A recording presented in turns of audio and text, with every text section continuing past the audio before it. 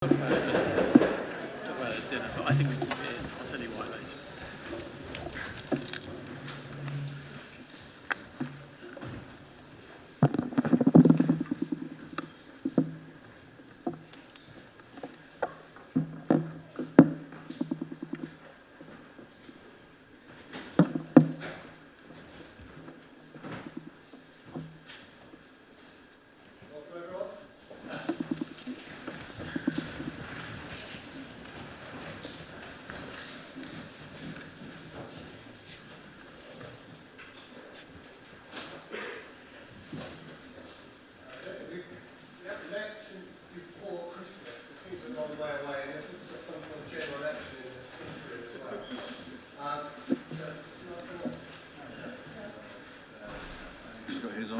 Hello. That's okay. Yeah, so we haven't met since November, so a lot's happened in the interim. So Happy New Year to those I haven't seen since then. So I have to start this meeting with a sort of sad announcement of the death of two former Lord Mayors, Anne Spoke-Simons, who passed away on 27th of December, and also Beryl Keane, who passed away very recently this month. So was there anyone who'd like to say any tributes to either of those? Yeah, so I'll start with Mike and then move on to presumably. Yeah, thank you, Lord Mayor. I knew Anne Spoke-Simons, I guess, for 30 odd years.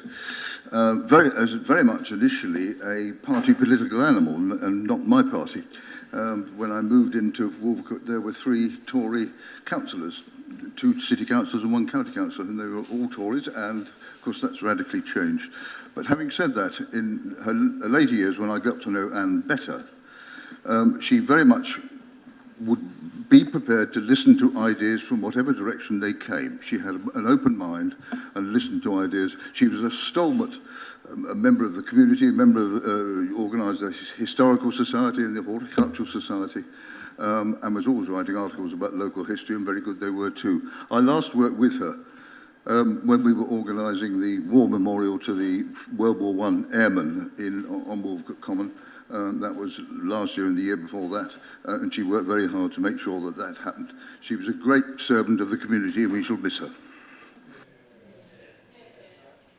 Just like to very briefly add that she was at Lord Mayor's drinks just before, just a few days before she died, and in fact she went up to Lady Mayoress and said, "See you at the next women's luncheon," but that was never to be, so active until the very end.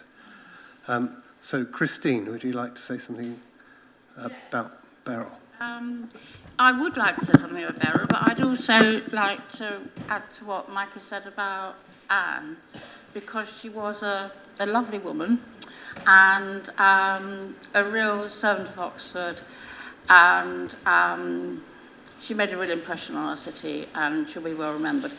Beryl was a Lord Mayor of the city. She was a councillor for many years. She served her communities in Cowley and Iffley. She was an extraordinarily hard-working woman, but she was also a very kind person, very, very kind person. I just remember her being very kind to me, actually, on one occasion. She was also extremely, apart from her sort of political abilities, she was very talented in other ways. She was a fabulous cook, and she made wonderful cakes, and she carried on making wonderful cakes for her local community association, Cara, right up until last year. She also was very creative in terms of making fabulous knitted objects, which she used to sell to raise money for the Labour Party. And she was, with her husband, Brian, to whom we must send our huge sympathy, a terrific member of the Oxford community. I mean, Brian and Beryl came from Norfolk, as a lot of you will know, and they came here because Brian came to be the agent for the Labour Party in the 1980s, I think. And the contribution that they both made as councillors, as mayors, to our city is tremendous. And we should be very grateful to have people that are willing and able to really give their lives to our city and to making things better for people in their wards, in not a noisy way, not a flashy way, but a quiet, humble way, and that's who Beryl was. Thank you. And as is tradition, I'd like to sort of have a minute's silence, standing minute's silence for those two great servants of the city who are sadly no longer there.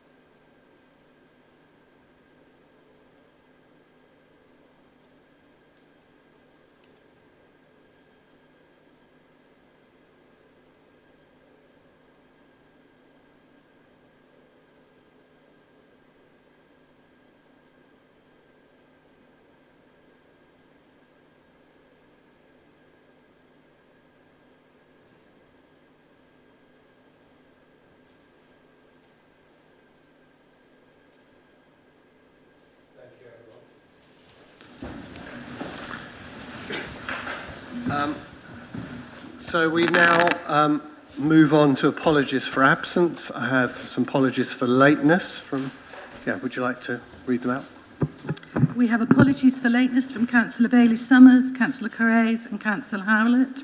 I have apologies from Councillors Harris and Humberstone, and Councillor Hayes begs leave to leave at the tea break. Okay, thank you very much. Any other absences that people know of? No?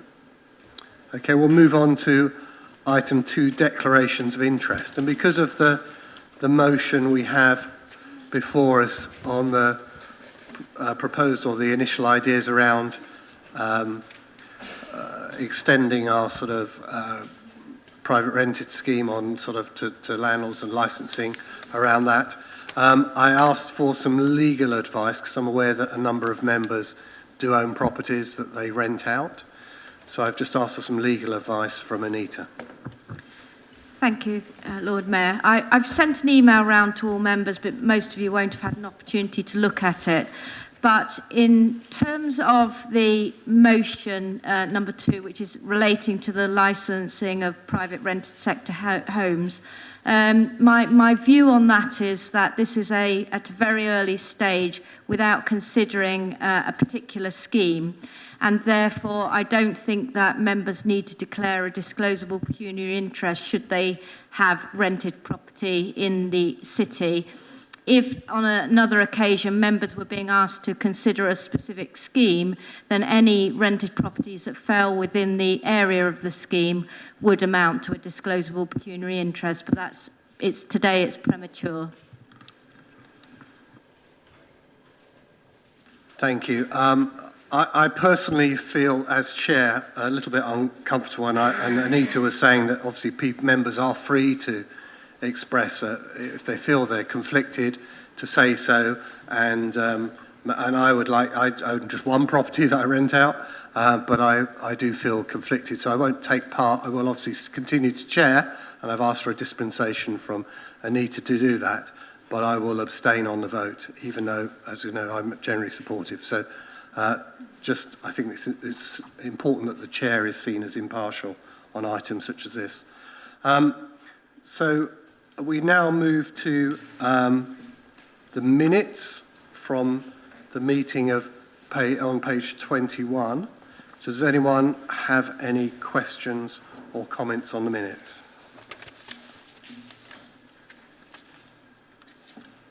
No, I'll consider those as accepted. Appointments to committees. Do you have any appointments, Susan, to committees?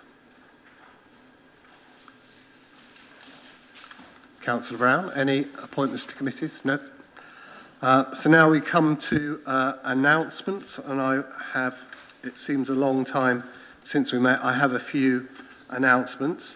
Firstly, we had a royal visit, and I've had a letter of thanks from the Countess of Wessex, which people can have a look at if they wish, thanking us for hosting her visit. Some of the significant events, obviously leading up to Christmas, is a busy time. I went to numerous carol services, concerts and events, including Lord Mayor's carol service, so apologies to those who had to put up with me singing. Lord Mayor's drinks, which was very well attended, so thank you all those who attended. I think it was quite a post-election release for people, so it was good to get together and have a drink. And obviously, in that vein, also went to the menorah lighting on Broad Street. I've mentioned the royal visit, but actually the Countess of Wessex was visiting the Jubilee Centre and looking at a very interesting project for disadvantaged children to encourage them into university, to give them that sort of extra start. Also, a sort of slight warning for future Lord Mayors and civic office holders. I was invited to the Agri-Social Charity Road Run in Thame, which from the name of it sounds like a charity road run. In fact, there's a load of tractors going through the centre of Thame. So just a little bit of warning, some events are not always what they seem. I was welcoming many dignitaries actually over the last couple of months, but also went to see the Iraqi community and Chinese community, and obviously celebrated Chinese New Year and would wish to welcome everyone a Happy New Year, a Chinese New Year. I did also, to my sins, perform twice on stage for my charities, singing and playing guitar, so that's, hopefully most people miss that. And just actually by way of sort of, I wrote because it's Chinese New Year, I wrote a sort of instructions to council in the form of a haiku. So, council has started, set your mobiles to silent and voices to loud. There we are. So that's your instructions. No need for applause, but if you want to donate to one of my charities, very happy to do that. Sheriff, do you have any announcements? Only very briefly, my Lord Mayor. Like you, attended an event before Christmas, which feels like forever ago now. It was also slightly before the election, in the form of the Freeman's annual dinner. You of course, in these were there as well. And as ever, the Freemen were excellent hosts on a thoroughly enjoyable evening. And also the royal visit already referred to has not in fact been the only royal visit, because of course the Princess Royal, as I believe is her habit, came to the farming conference that was held here a couple of weeks ago, specifically attended a debate in the Oxford Union on, God, what was it on there? Does seem a long time ago. Renewable food sources, in effect. And I have to admit that was, frankly, seeing as she's one of the best members of the royal family, a huge honour, and I learned a hell of a lot about the various elements of security surrounding royal visits that day. So highly instructive. Thank you very much. And thank you very much for deputising for me on that occasion. And now announcements from Leader of the Council. I think you, Susan, you were going to refer to Alex, and there's an item on our agenda to which this refers. I was indeed, Lord Mayor. So the item is on the local plan, and as I am allowed to do, I am deferring to the relevant cabinet member. Thank you very much, Leader. Thank you very much, Lord Mayor. The briefing note has a short summary of where we are with the local plan. I thought this was an opportunity to update Council formally and allow questions to be asked. I think the Constitution allows that procedurally if anyone has any. It seemed a better opportunity than just sort of sending a note round to people, though of course members are always entitled to ask officers where we are at. I also wanted to use this opportunity, because it's the first one since the local plan hearings closed last month, to put formally on record my thanks, and I hope the whole Council's thanks, to the planning officers. I sent a note to them, and I wanted to convey to members what the inspector... Now, inspectors tend to be tough people. They're not there to make friends. As you know, our inspector has been pretty robust throughout the entire process. But at the end, in his summarising remarks, he said he paid tribute to the Oxford City Council planning team. He said he'd never seen a more professional group of individuals, and he had never seen a better job done. Now that's high and rare praise indeed, and I wanted to convey that to the council and put on record my thanks to those officers for that professionalism and for the work that they've done. And I'm happy to try and answer any questions about the local plan process going forward that may not have been answered by the briefing note itself. Yes, and that briefing note's just on page 9 of the papers. So if anyone has any questions, and obviously I'm very happy, Alex, to put on record that support and thanks to our planning officers. Is there any? Andrew? Yes, just to echo what Alex said about the professionalism and hard work of our own planning team. Also, it might just be worth pointing out that the inspectors also said that they would like to thank the council and, through this letter, all the participants for their helpful and well-researched contributions. Since I was one of the participants, I'm going to take that as meaning me. Just one little phrase that sort of jumped out at me from their letter was about, we discussed in the hearings the need for the council to maximise opportunities to deliver housing within the city and especially on brownfield land, something that we in this side have always called for, and we hope that will be done to a greater degree than it has been in the past. Yes, Alex, if you want to respond. Yes, I think some of the contribution, I can't recollect Councillor Gant's contribution. I've no doubt it was insightful as his last remarks. I think there were an awful lot of extremely well-informed local groups. I think a gentleman from Headington Heritage was startlingly impressive, and I think probably we'll wait to see what the local plan inspector says on that, but I thought his contributions on some very fine detail in the Headington conservation area were, yes, almost as impressive, if not more impressive, than Councillor Gant's contributions, which I'm embarrassed to say. And on the point about the policies, I'm sure Councillor Gant will read the inspector's letter and then read the report from the local plan inspector, which appears to be heading towards upholding this council's policy position pretty much in full. And maybe I could just ask a question on timing, Alex, in terms of, it looks like this will come back to the new council, which will be a joy for a new council to have to deal with. That's correct. The final consultation on the main modifications, which for fans of these things come with two capital M's, capital M for main and for modification, we'll begin those as soon as possible, but they will end at around the time this council goes into purdah for the elections. That also gives the inspector an opportunity to look at the responses to those to that consultation process, and so we expect the report probably to arrive very soon after the local elections. At that point, the council has two options. It can either accept and therefore adopt the local plan, or it could not adopt the local plan. It can't amend anything at that stage. That will require a special council meeting, and I think the dates we're provisionally looking at are either the 4th or the 8th of June, but it'll be for your predecessor, I've no doubt, to advise on her or his successor, not predecessor, sorry, successor, to advise. I'm sure Colin's very keen to take up the mantle, but... Well, as a sage, yes, his sagacity is always welcome, but yes, I was thinking more of your successor. We'll advise on which of those dates is most appropriate. I think it's a perfect job for the new Lord Mayor to chair a meeting like that, as one of their first. Thank you very much for that, Alex. I'm taking it there's no more questions, so we can move on to item 6. We don't have any public addresses or questions. On to item 7, Bullingdon Community Centre project approval. I believe Councillor Tibble is just left. Fine.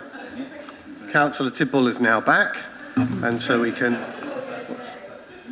A minute. So just to allow you time to get yourself seated, I was expecting you to propose item 7 about the Bullingdon Community Centre. Well, that was the most exciting full council's been for a while.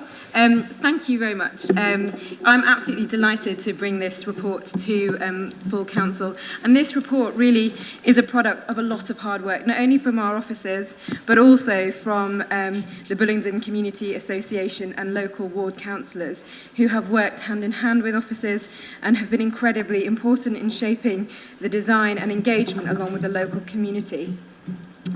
You're being asked today to grant approval to replace the existing end-of-life building and also to delegate to the Executive Director to work with the Head of Law and Governance to award the contract to Oxford Direct Services, subject to other tender submissions, and also to recommend an increase to the total budget by 200,000, so that the total is 1,403,000. Just to give a little bit more background, this is an exceptionally well-used space. It has over 60 hours per week of bookings and around 400 visits per week.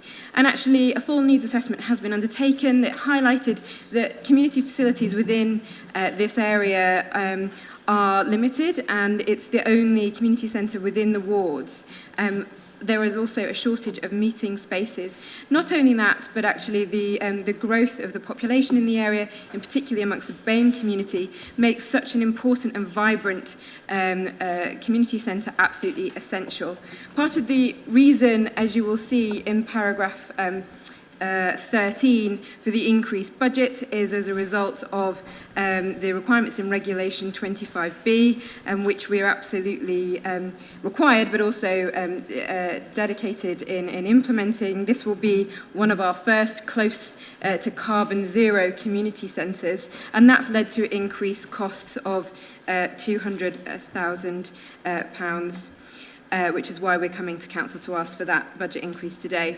You'll see further information around its benefits in paragraph 30. And it really, the proposal to replace this end-of-life facility with a modern facility with flexible space, much more accessible space, is a really exciting opportunity for that community. And it will enable much more inclusive use in line with various areas of legislation and our own determination to move forward in the equality agenda. So I recommend this report to you today. I'm very grateful to all the work that's gone into this, as I say, by officers, but also by Bullingdon Community Association and ward members. So, thank you. Thank you. Just being reminded that we're only looking as a council at recommendation 3, which is obviously the budget approval, but the whole report is obviously there before us for people to ask questions about as they relate to the budget. Does anyone have any questions? Yeah, Liz. Ros. Sorry. Yeah, sorry. Thank you, Lord Mayor. Thank you for the report, Councillor Tidball. I'm absolutely delighted to see that the community is going to get this sort of facility and to hear that it's going to be so environmentally tip-top and carbon neutral. That is an amazing thing to do. A bit concerned about the ever-increasing costs. Obviously, you've mentioned something about a planning condition. Would have thought possibly that would have been actually seen before you actually got to this point, possibly. Maybe not, I don't know. You're shaking your head, so not. You've answered my question there, thank you. But can I ask, what is the likelihood of any more increases in costs for this facility for the community, please? We also have a question or a comment from Mark Ligo. If you'd like to comment, then you can answer the questions at the end. I was just going to second it. So Okay, so we've got you down as a seconder. Christine. Yeah, I very much welcome this development. I'm very familiar with Bullingdon Community Centre and with the people that run it. But the point I'd like to make is that there have been some ups and downs with this process, which people, that is the case. And I think that I'm delighted that the way that this has been addressed has been to involve members of the Bullingdon Community Association in the actual process of taking forward the capital programme, but also in the design and the implementation of the plans of the community association. And I would just like to say that I hope that kind of model of involving members of that community association could be one that we could see possibly replicated in future capital developments, because I think it's so valuable to have people that actually know what's going on the ground involved from the outset. Thank you very much, Chrissy. Councillor Kennedy, yep, and then Stephen.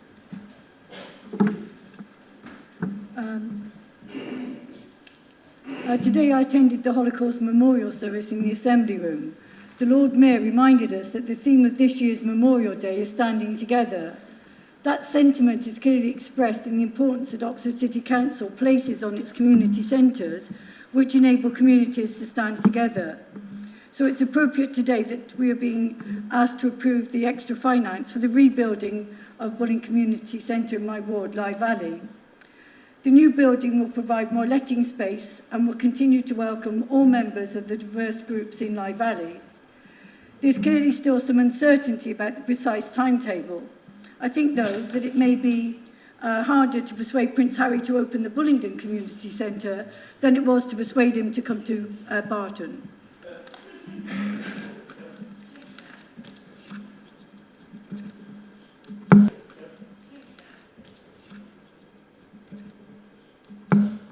Councillor Curran. Thank you, Lord Mayor. I too have spent quite a lot of time at Bullingdon over the years. It's a fantastic community centre. It's in a brilliant location. It serves a massive area. It's the only facility we have in that area. And over the time this has been talked about, one or two people have said to me, I'm not sure we can afford to do this. But I would say that we can't afford not to do it. Thank you. And Councillor Lloyd-Mason. Thank you, Lord Mayor. I'd just like to echo what my colleague Pat says, and also what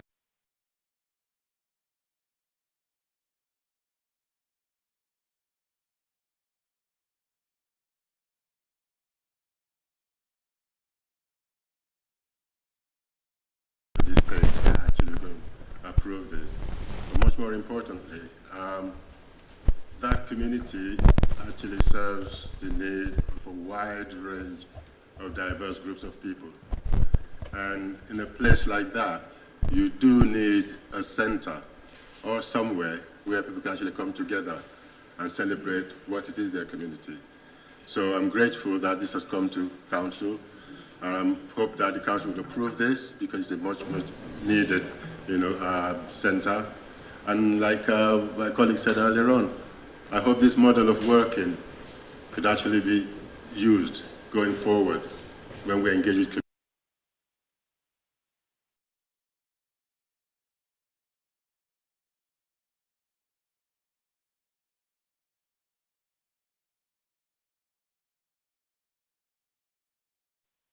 community, not the other way around. Thank you. Thank you. And Councillor Orphan, we seem to have moved into statements as well. So.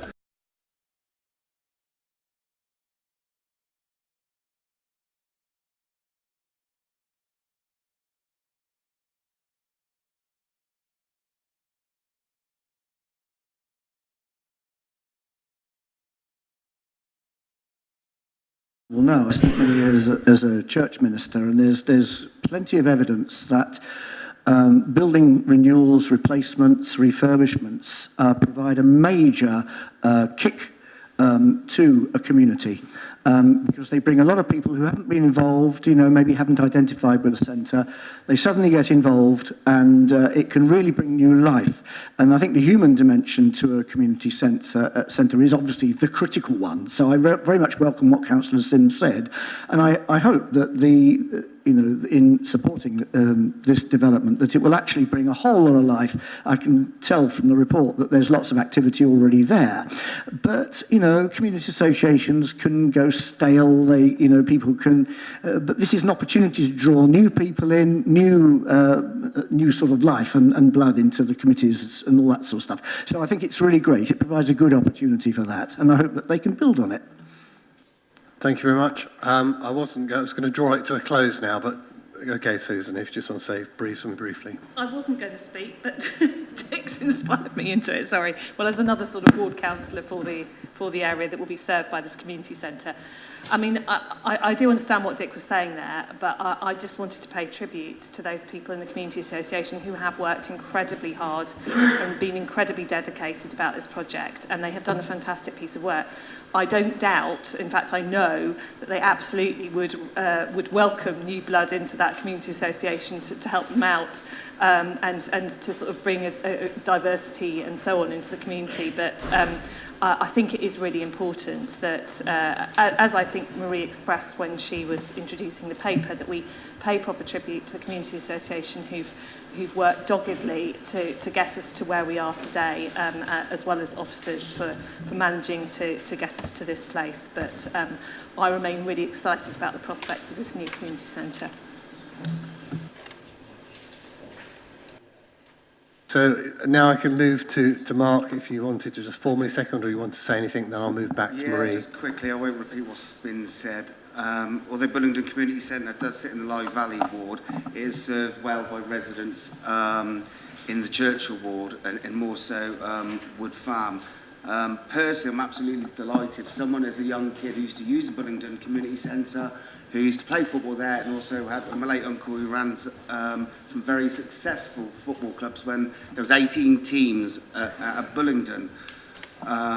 So it's great. So I just want to thank Jessup, Cook Architects, the community's team and councillors, but more importantly, the association who managed to get it over the line. And big thanks, to the chair and all the committee in all fairness, because they have challenged us and hold us to account, and rightfully so. I'd just like to thank everyone for that. Thank you. Great. Marie, if you'd like to try and sum up on some of those things. Well, that was wonderful timing, because two of the really brilliant and active members of the Community Association have walked into the public gallery at that very moment. So my huge thanks to Barbara and Richard Bryant, without whom we wouldn't have arrived at this point today. And it's been a real pleasure working with them to get to this point, as well as many other members of the association.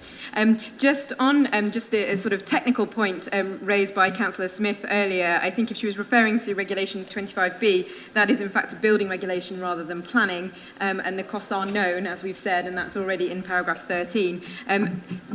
Officers have worked very hard to make sure that costs are clear and bottomed out.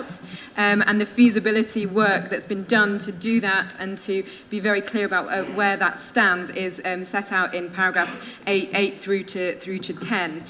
So I would urge her to look there for reassurance. In terms of what my colleagues have said, Councillors Kennedy, Lloyd Shogberson, Councillor Curran and Councillor Ligo, I absolutely echo their sentiment. Our community centres and community spaces are at the heart of our communities and are the places that people meet and remember all the way through their lives as being important places where they have met other people, made friends, and had important life experiences, and that we are developing and investing in the times we find ourselves in a new community community centre in a part of the city that needs it so much, I think is something that we as a council should be proud of. And you're absolutely right, actually, it's what happens in these buildings and making sure sustaining that that is extremely important. Myself and officers have been working closely with members of the association to make sure that that work carries on whilst the centre closes its doors for the time that it takes to build the new centre, particularly focusing on work that we could do collaboratively for that to be a place and environment where climate change is tackled and where more work is done collaboratively with the local community on equality and inclusion work. So the behind the scenes period that we find ourselves in whilst that community centre is rebuilt will be a really important process of renewal and rejuvenation, though it doesn't need it really, for that association as they prepare to reopen their doors and also extend the offer there. So I think that's responded to most of the points there, yeah, thank all once again for enabling us to get to the point we are today. Great, so we're voting, just to be clear, agenda item 7, paragraph 3 of the recommendation to increase the total project budget by 200,000. So those in favour, please show.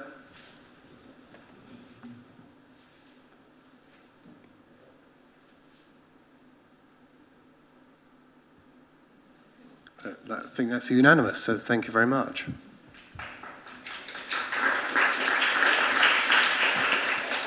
Moving swiftly on to item 8, integrated performance report for quarter 2, 2019-2020. I believe that's going to be proposed by Councillor Turner. I don't have a seconder. Do you have a seconder?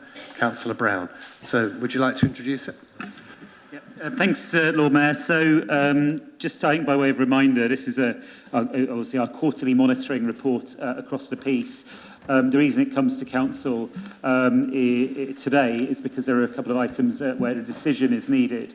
So I won't go through all of the report in detail because that's not what we're discussing today. But if people do have any questions on it, I'll obviously do my best. I think there are two recommendations. One is around covering the cost of 4 extensions and the funding of that for the HRA capital programme.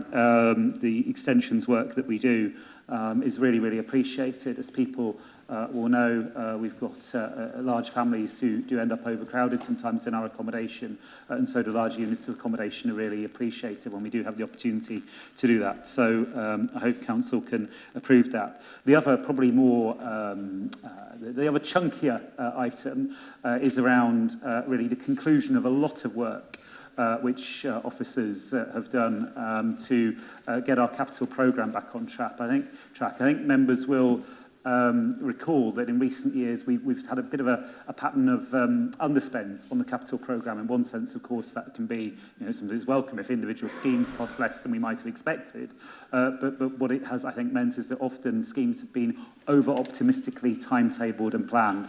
Members have sometimes contributed to that, if we're honest. Sometimes we put things in the budget without necessarily being really tough on ourselves about whether feasibility is proven and whether the timescale that we've set is realistic. That's then meant we've ended up with an underspend on our capital programme.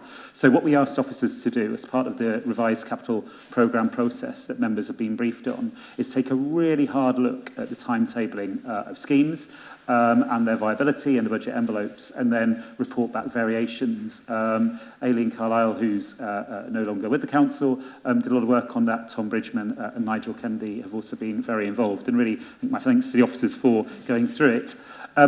What it showed, and the fact that a lot of the schemes do have to be re-timetabled, is that there was something of an issue there. This represents the culmination of the work in trying to get ourselves back on track.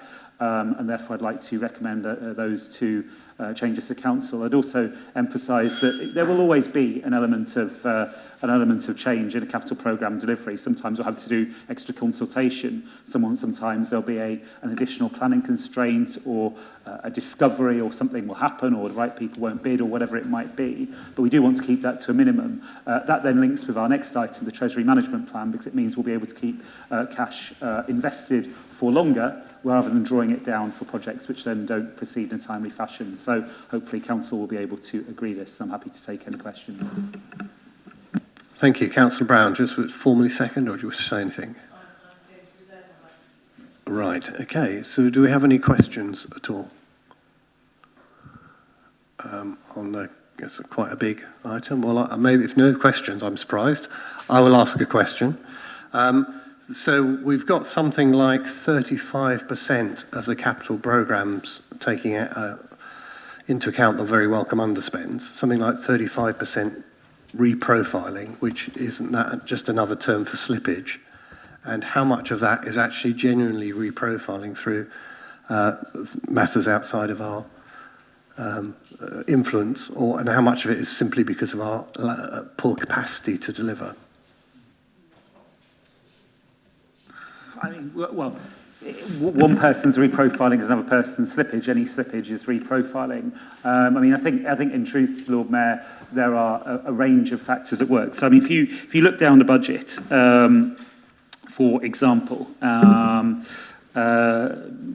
customer, you've got the full list of bullet points from item on page 48 onwards. Sometimes we need to review our options. So you can see that, for example, on the customer relationship management system. Sometimes we do some work and we had in place a full budget. This was the case on 1-5 George Street, but that shows that actually it doesn't make sense to progress with the scheme in the way initially proposed. So I suppose that's then a change. You wouldn't call it slippage because it's not about the timeliness of delivery. It's about what it makes sense to do. Trundle Down, pedestrianisation of Queen Street, we're dependent on another agency there, the County Council. And so it goes on. So what we've tried to do is give a flavour in the quite extensive text explanations of what all this is. But I think we've got to be upfront. We have also had some, I think coming from members and officers probably, some optimism bias built into our capital programme. I think we've got to be honest and say that. And that is because people want to see a scheme happen. So let's say you and me, Craig, we got together and we devised a scheme which would support e-bike infrastructure in Oxford, right? It's something we'd probably both like to do. We'd like to see it happen. We'd say to the officers, can you deliver a scheme? Then we put money in the capital programme at budget time, and we'd be really keen. And they'd say, we can do it in 3 years' time, maybe when we get the cost. We'd say, no, it's really important, 1 year's time. And we'd probably have officers as well that really believed in it because we were working with them. And then all of a sudden, we'd have a scheme in the capital programme in 1 year's time, but it wouldn't necessarily be liberal. So this is where you say brought quite some rigour and some sober reflection on the timescales across the piece, alongside the normal uncertainty which I think will happen with a capital programme of this scale. Would also emphasise we're quite unusual in having a capital programme of this size as a district council, so that probably also has something to do with it, and we've invested in the capacity to deliver schemes in a more timely fashion in future. Thank you. I'm sure there's lessons there, not just for us on e-bike schemes, but for every councillor with an optimism bias. Yes, Councillor Gotch. Thank you, Lord Mayor. Can I say, I should have said this earlier on, apologies for sitting down, but vertigo is a very funny syndrome to have, and sitting down is more comfortable for me. Can I say, first of all, thank you for your part and other people's parts too in this morning's memorial to the liberation of Auschwitz, 75-year liberation of Auschwitz. It was a very impressive ceremony. Thank you for your participation. It was both moving and thought-provoking. Thank you for that. I've got 3 points that I can make very quickly, if I may, questions.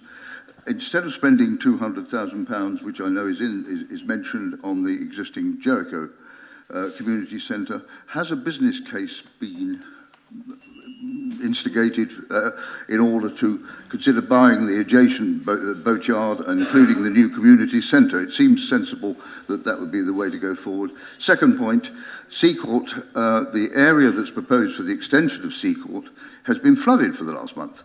How on earth are you going to deal with that in terms of foundations and things? I do not know. But if you remember, going back a year or two, we did propose that instead of invading the Greenbelt and the floodplain, that in fact we should put another deck on top of the existing car park at Seacourt, and that would have avoided the problems. We were told no. We were told that it would cost too much. Well, the original budget, which I think Councillor Turner will recognise, he got approval for £2.5 million, as I recall. It's now at £6.5 million. It's gone up nearly 3 times. So therefore, the financial argument doesn't hold water, does it? And thirdly, something else at Redbridge, the coach parking places will be lost at Redbridge by the works that are proposed there with the transfer station, etc., etc. How many coach parking spaces will be lost, and what's proposed for replacing them? Well, thank you for your compliments on the service. I know we've got 2 declarations of interest, I believe, presumably because Jericho Boatyard was mentioned. Yes, I need to declare a prejudicial financial interest, whatever the words are, in the first question and leave the room, and then presumably come back and try and answer the second if Ed wants me to. Okay, that's going to be fun. Okay, if you feel you should leave the room. Ed, I'm hoping you can answer the first question, then we can call... That was nicely done by Councillor Gotch. So we've got a bit of a shimmy-shammy here. In terms of the Jericho Boatyard, I mean, it's been a difficult one to deliver because my understanding is that it relates to essentially, it's not a scheme the council controls. It's one which relates to the actions of a private owner. And that's why you can't bring it in. So it's one of those areas, isn't it, that we were talking about, where you do have uncertainty built into the capital programme. Certainly there has been some context. I think they're awaiting a planning application. I'm not aware of the direct question about spending the money on something different directly being asked. I'm happy to ask officers to look into that. But in doing so, they'd obviously need to understand whether that was permissible in terms and viable. To me, it didn't sound like it would necessarily fly, but very happy to take up Councillor Gotch's question with the officers. On Seacourt, Alex will probably now re-enter the room, right, and may want to say a word or two. Suffice to say, we are... yeah. In fact, yeah, I tell you what. Well, suffice to say, I'll hand over. Here we are. He's back. Alex, do you want to pick up the Seacourt questions? Yes. There was a question later on the agenda with the actual accurate figure, not one you've just made up. Clearly, the build has been, as was included in the risk register, held up by flooding. That was always a risk, and was part of the scheme when it was approved at Cabinet and by this council. It is not true to say that a decked option at Seacourt was ruled out because it was too expensive. It was ruled out on planning grounds because of the impact on the view cones, and that was made abundantly clear at the time, and had no relation to cost. I don't know what the cost of a decked option would have been, but I suspect it would have been quite significant based on other decked options. So I think that's it for Seacourt. What was the other car park? Oh, Redbridge. Yes, so on the Redbridge car parks, there isn't a proposal to get rid of the coach spaces. We will update you on that as and when schemes are brought forward, but there is no proposal to get rid of the coach spaces temporarily or permanently. Thank you. I think we'll move to a vote on this, but could I just ask for a point of clarification? We're just voting on recommendations 2 and 3 on the environment and approving the revised capital programme. In approving the figure revision to 59.962, are we also agreeing the reprofiling, so years 2, 3 and 4? It's not really clear from that recommendation. Just.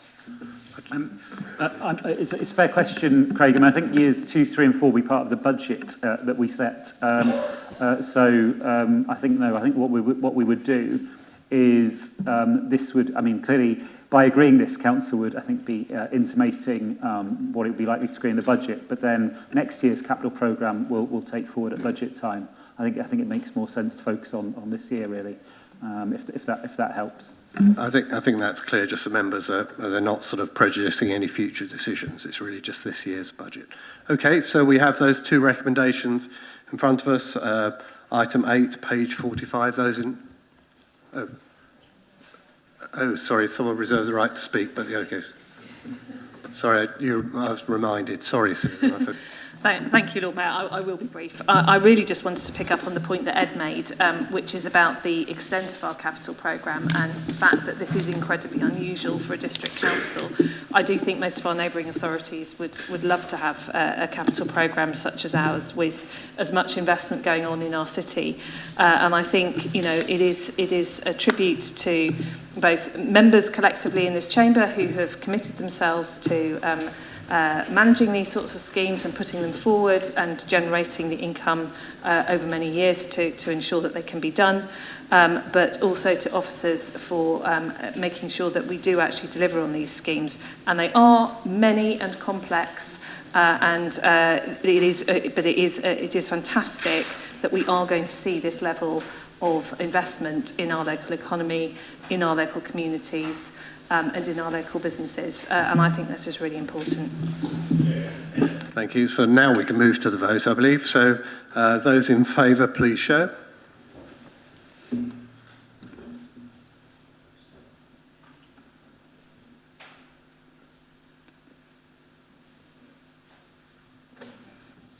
Those against? And abstentions? Thank you very much. Moving to item 9, Treasury Mid-Year Report. I believe it's you again, Ed, and I'm looking for a seconder. Susan again. Yeah, thanks. So again, this is partly by way of update, but there's one substantive change. The update, I think, most usefully is on paragraph 10. That in this section of the budget, we'll have a slight overachievement of income, which is good.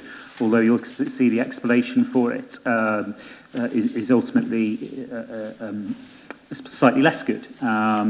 What we've been able to do is keep money invested, which will otherwise have gone out by now by way of loan to our housing company. The housing company is now cracking on with its schemes, but it's taken a while for some of those schemes to progress. And so the loans haven't yet gone out of the door, and the Treasury income is accounted for here, whereas the housing company income is accounted. The housing company interest payments would be accounted for elsewhere. The other is just around broadening the potential for indirect property funds, so that we no longer restrict ourselves on in that aspect of our investment to indirect property funds. Instead, we might consider multi-asset funds. I think that's an option rather than necessarily a certain intent, but it does give us more options in order to have the appropriate balance of risk around the authority. I know the finance panel has had a look at this whole area, including in the context of the bid in the consultation budget to invest more in property, and so it seems to me to make sense, perhaps almost offsetting some of that we might look at multi-asset funds as well. I think that suggested change should be understood in that context. Councillor Brown, do you wish to speak now? Or reserve? I'll try and remember this time. Okay, so if anyone has any questions, Councillor Wolfe.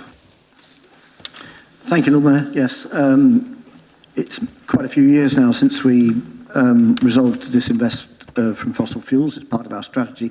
Have we actually managed it yet? Can we say with confidence that we have no holdings in the fossil fuel industry? Do you know? Councillor Gotch. Thank you, Lord Mayor. Two more points which really overlap between 8 and 9. Jarber District Council has a new cemetery south of Kidlington, not far off from the city boundaries. Would it be sensible to investigate, is it happening, that we could share that cemetery, share the costs, etc. with Charwell, with their permission, obviously. Final point, new house numbers, applications and employment spaces are both well under in this financial year. What's being done about it? Thank you. I haven't seen any more hands, so Councillor Turner, would you like to respond? Yeah, I could certainly do the first one. So we don't invest in fossil fuels. Nigel gave a confident a nod in that direction. I wanted to make eye contact with him, but no, we don't. We do practice the policy that we've got. I mean, actually, there's some quite good and interesting work going on in different ways of achieving other objectives of our Treasury income as well. So, for example, there's a consortium of local authorities that are looking to offer options in this area in socially beneficial projects, and I think this is an area we'll continue to try and use our money to achieve wider goals. Also, of course, some will be part of the climate agenda as well. I was struggling a bit with Councillor Gotch's question, the relationship to the Treasury management strategy. Lord Mayor, might we be at cross purposes? Councillor Gotch, I'll give you an opportunity just to clarify. Simply to say, I said it overlapped between 8 and 9. It's at one. The questions really are related to saving money, which will affect directly motion 9, or at least item 9. I'm not sure that helps. I still see a puzzled look on Councillor Turner's face. I think the Treasury Management Report is quite a narrow report about what we do in terms of our Treasury investments. I'd be quite surprised if the purchase of a cemetery ran through the Treasury Management portfolio. So, Councillor Tanner's laughing. To be honest, the point wasn't even facetious. Just there's quite a narrow range of things you can run through Treasury. So quite often people will say, we've got this really good idea and we think the council could invest in it. It might be a good idea for the council to invest in it, but you can't necessarily run it through Treasury. So I think that's a separate question. I mean, I think if I know we do have some discussions about cemetery space. My suggestion is if Councillor Gotch wants to drop an email to Councillor Upton. She will be glad to correspond with him and to look into his ideas.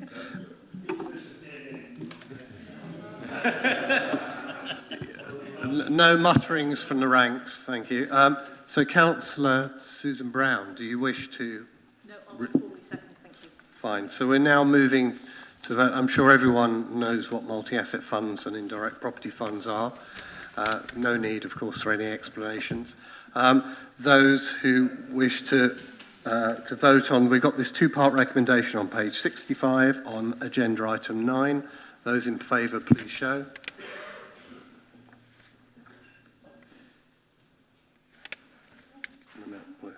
Those against? And abstentions? Okay. Thank you very much. Moving swiftly on to item 10. So this is for Councillor Rowley is going to present use of Section 106 and retained right to buy receipts. Thank you, Lord Mayor. I'll try to be brief because this is part of a larger report which you have on your papers, which has been through scrutiny and cabinet about how we bring together various pots of money to deliver additionality in provision of social housing in the city. Most of the report can be done via agreed by cabinet or done via delegated powers. What we need council's approval for, and I hope you will approve today, is to bring forward £3 million of spending from next financial year's budget into this financial year's budget in order, it doesn't say that in the report, but I can now discuss that it's in order to purchase 45 social rented houses within the Sandford Road site near the hospital in Littlemore. Those are houses which were agreed in the planning application. A registered social landlord or provider is needed to manage them, and I think there is no better social landlord than ourselves, and it is most convenient considering the time scale of the development that the City Council manages those houses. So I hope that will be agreed, and I will obviously endeavour to answer any questions. Do we have a seconder? Yes. Yeah. Councillor Tanner. Do you wish to speak or reserve your right? I wish to very much welcome this initiative. More council houses in Littlemore can only be a good thing. Councillor Rothsmith. Thank you, Lord Mayor. Delighted to see this extra spend going into having social amenity. Will any of them be key worker houses at all?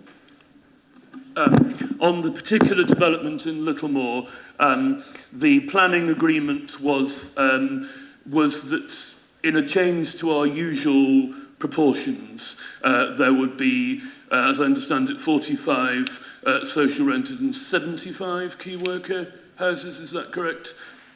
Yeah, I believe I'm almost certain that was correct, because the development is right next to a major NHS hospital, and therefore it is the perfect place to provide key worker housing. That's not something that our planners would, or indeed our planning committees would normally agree to, but it seemed the correct site on which to vary our policy for the provision of key worker housing. It's not specifically for that hospital, but I understand it will all be predicated for NHS workers. Thank you very much. I don't see any other questions. Shall we move to a vote on it, unless you wish to say anything more? I think you've already summed up. Item 10, page 83, we're voting on the third recommendation there, approving capital budget 3 million expenditure using right to buy receipts. Those in favour, please show. I believe that's unanimous. Thank you very much. We're doing well today. Move to item 11, back to Councillor Turner on the council tax reduction scheme. Councillor Tidball's going to do it, I think, Lord Mayor. Yeah, thank you.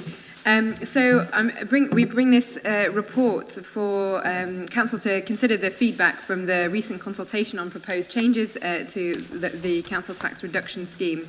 And the report recommends Council to resolve to adopt the new local council tax reduction scheme for 2020-21.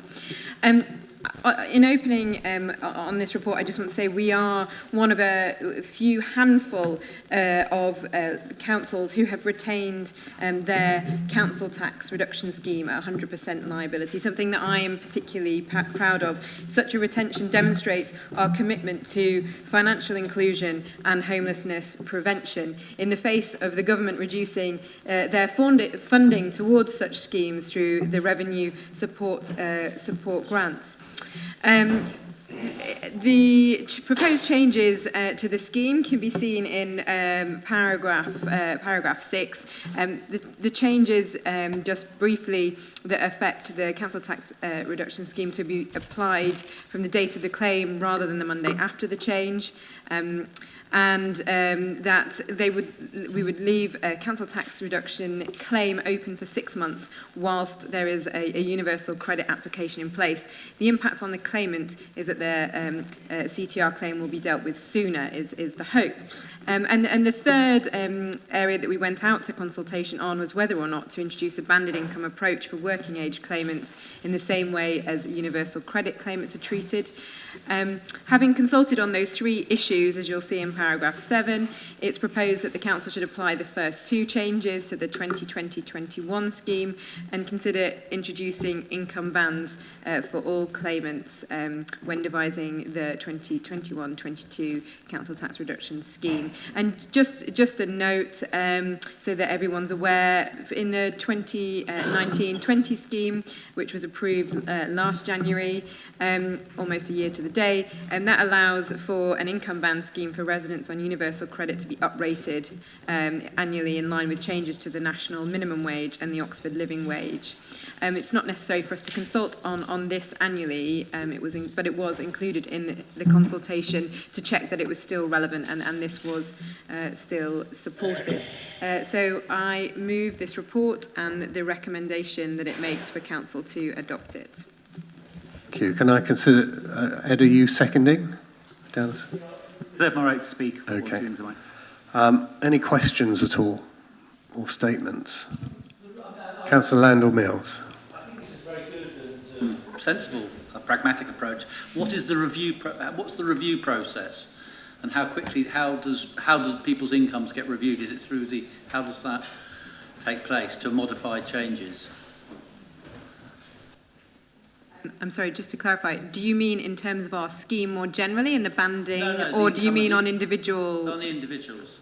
Well, whilst it's an open claim, I think they can return back to officers for review. I'm very happy to send more details from colleagues if that would be helpful. Yeah. Councillor Sim. I was just thinking about your remarks at the beginning of this session. This is the first time that we've all met together since the general election. And we now know that we have at least another 5 years of Tory government and Tory austerity.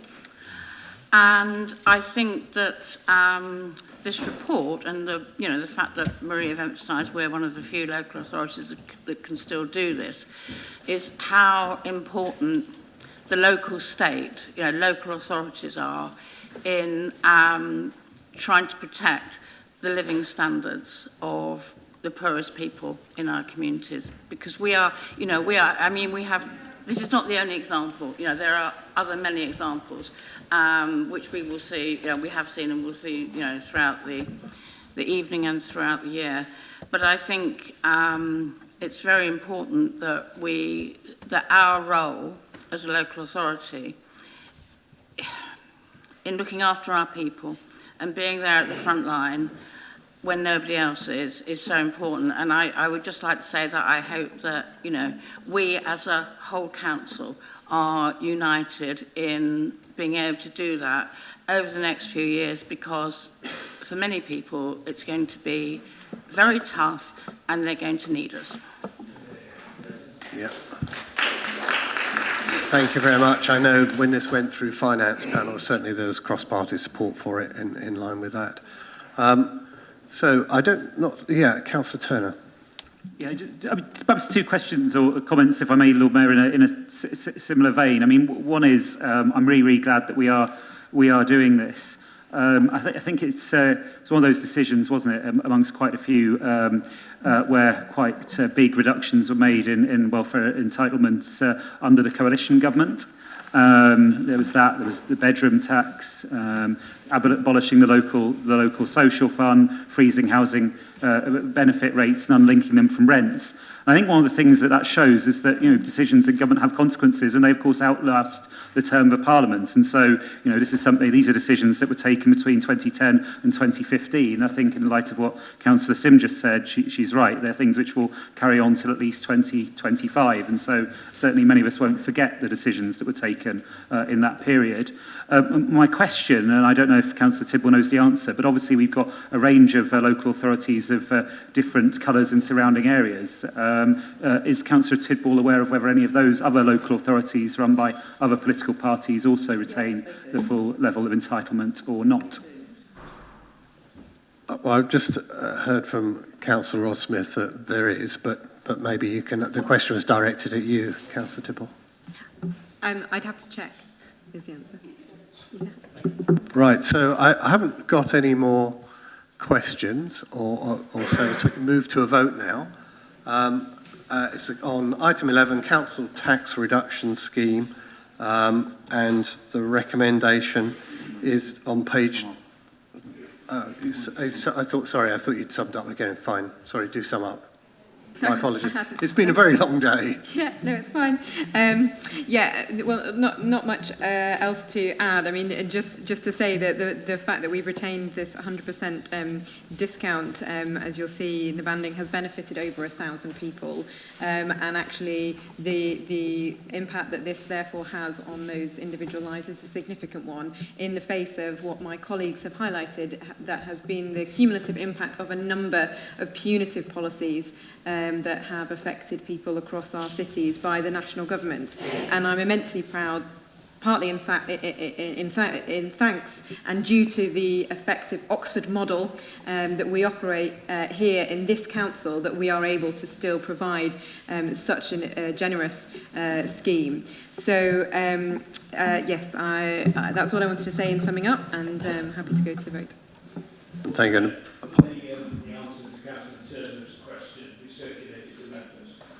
Sure, I think that would be fair. Thank you very much if you'd circulate that, Councillor Tipple. So we now move to a vote, item 11, and we're looking at the sort of recommendation 3 on the papers on page 97. Those in favour, please show. I think we have unanimity again. Thank you very much. And now we can move to item 13, the Constitution Annual 12, Constitution Annual Review, which Councillor Chapman, yes, you've got your hand up. Councillor Rowley. Lord Mayor, I apologise to you and Council as a point of information in order to avoid having misled anyone. It's a long day, my brain has started to function. The Littlemore development will in fact include 25 key worker houses for NHS workers, 45 council houses. Sorry. Thank you for clarifying that, and I appreciate your determination to have accurate information, all too often lacking in politics. So now, Councillor Chapman, I believe you're going to introduce it. Do you have a seconder? In the chamber from the cross. Well, we have a few hands. I think I saw Councillor Lygos first. So. Thank you very much, Lord Mayor. What you have in front of you is the outcome of the cross-party constitution group, which met 3 times before Christmas in a fraternal and sororial and constructive way. And I believe that the recommendations in the paper have the support of all the parties in the chamber. We looked at a number of issues, and in the covering note in the table on page 116 and 117 and 118, you can see the key changes that are being proposed in the Constitution. I don't intend to labour these one by one, but happy to take questions about them. And therefore, in the spirit of the fact it was very much a non-political cross-party discussion, as it should be, by the way, because the Constitution, in my view, needs to serve the whole Council, all its councillors and all those who elect it. So in that spirit, I propose the changes to the Constitution as in the papers in front of us. Thank you very much. Well, we do have a suggested amendment, which has been on the paper that's been circulating. And as you say, Councillor Chapman, we do try and avoid discussions on Constitution at full council because the document itself is rather large and we wouldn't want to enter into too much discussion. But we do have an amendment that's been ruled in order in front of us. So I'm just going to first ask our legal officer, monitoring officer, for some advice on this amendment which has been circulated from the name of Councillor Henwood to all members. And just to be clear, just to make sure it does get discussed, this might make me unpopular, I'm going to second it. Thank you, Lord Mayor. In terms of the proposed amendment, there are 3 parts to it. The first one, which is the part I understand the Lord Mayor has seconded, is in relation to the order in which motions appear on the agenda. And that obviously at the moment is in relation to groups, and then an independent motion appears, and then it goes back to groups. So that's seeking to change that and to give a single member the same position as a group in that method. The other 2 amendments, which relate to community infrastructure levy, the first one in change at paragraph A is dealt with under the legislation, and that would be the situation anyway, and that wouldn't be required to be entered into the Constitution. And the second one is something that this council couldn't do because it can't dictate to another organisation how it deals with its business. So it would be a matter for a parish council. So I think that council should consider the first one, but as it's been seconded, but not the second 2.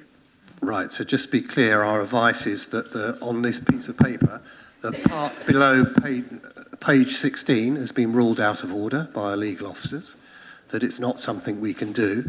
And so we're just now having the proposed on the amendment that begins the first part, page 69. So I'm going to ask Councillor Henwood if he wishes to speak to that as a proposer. Thank you, Lord Mayor. Yes, I think as an elected member, my duty... Sorry?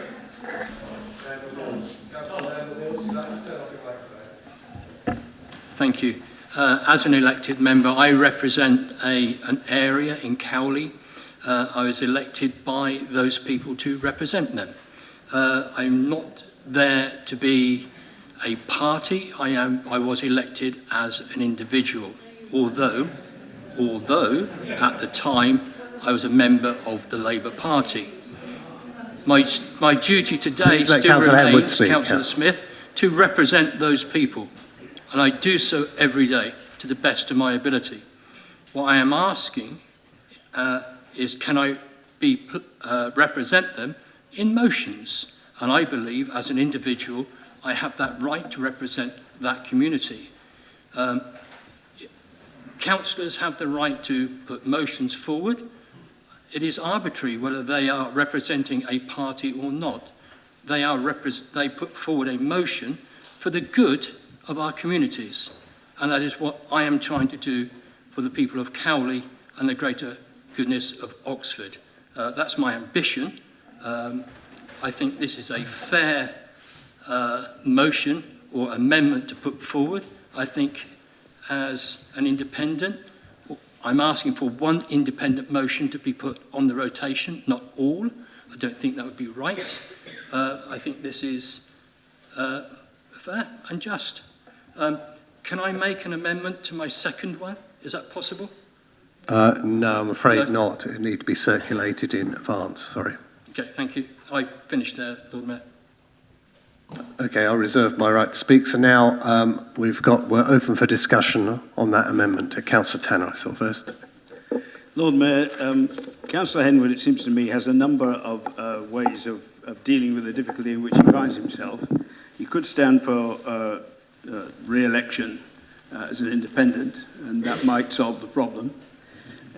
Or he could try and get more friendly with the other independent members, and if the two of them can get together, they can form a group, as I understand it, which doesn't seem to me to be on the realms of possibility, even if it was just an alliance of convenience.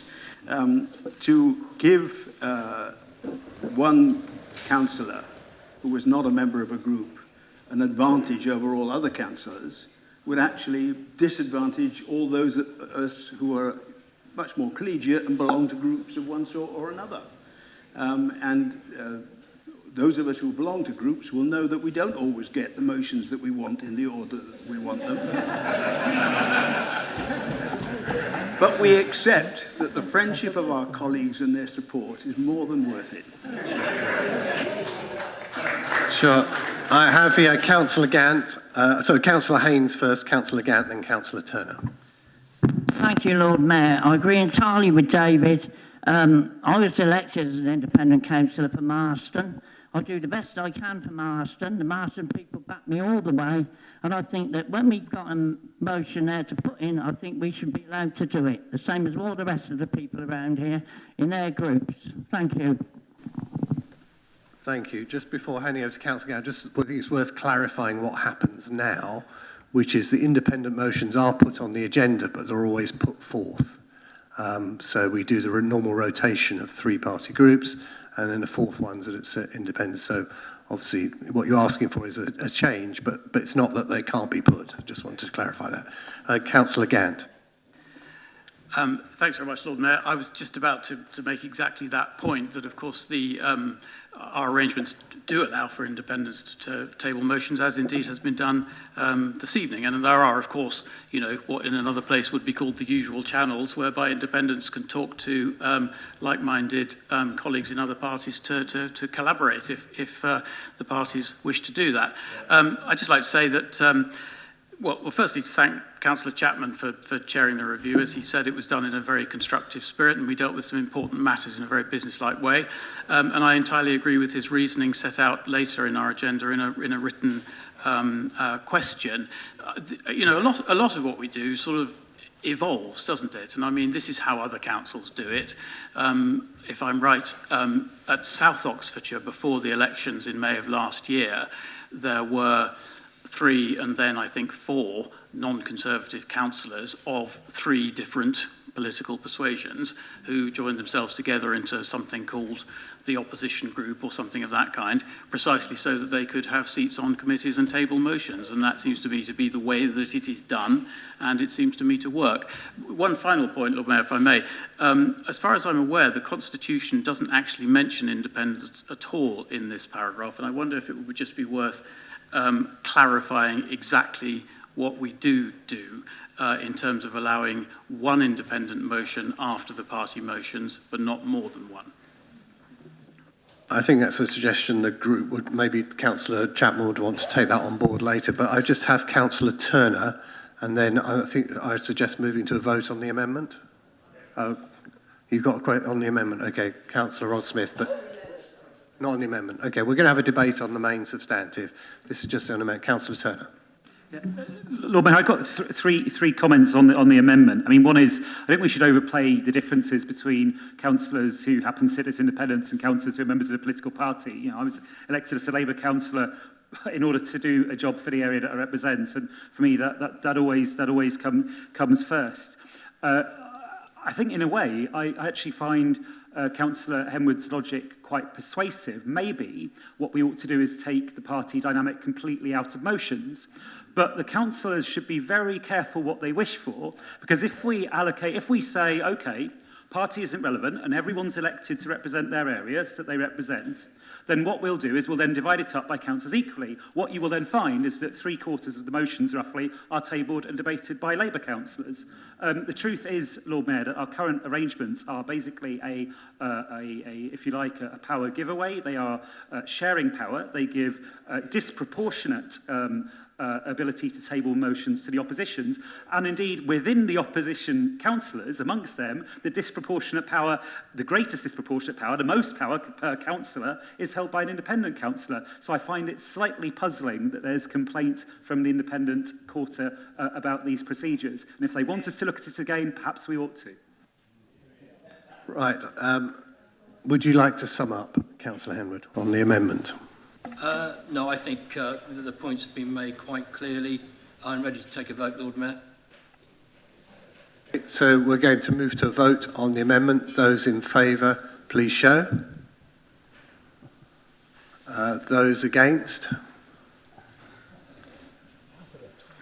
Okay. And abstentions? Okay. Thank you very much. So that falls. So we're now discussing the substantive constitution. So over to you. You've already introduced it. So if there's any questions that people have on that or statements they wish to make, please do so. Councillor Ross-Smith. Thank you. I'd just like to echo Councillor Gant's comments actually about Nigel's chairing of the cross-party constitution. I found one of the better meetings that I've attended for this council, I have to say, because there was roundtable genuine discussion and listening to other people as well. And I did like that, in fact. I thought that was excellent.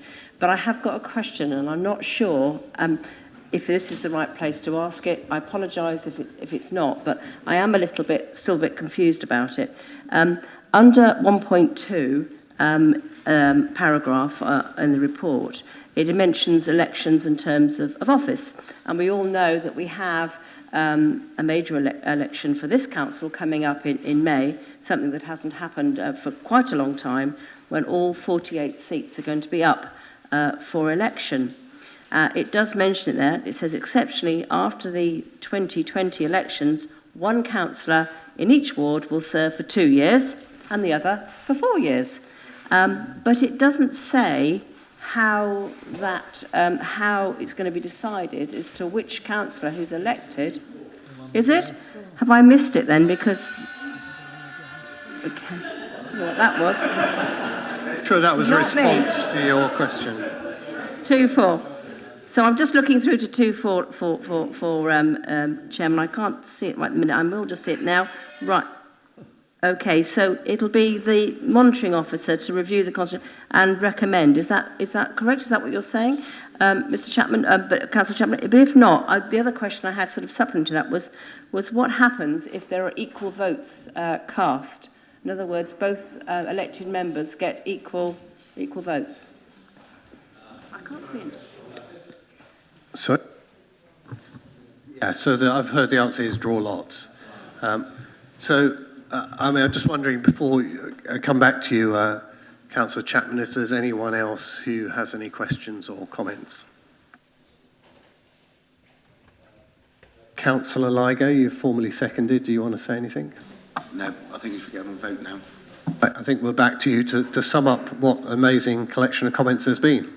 Well, they've been extremely complimentary comments. I'm not sure they're doing much good for my political reputation, though, as a partisan politician.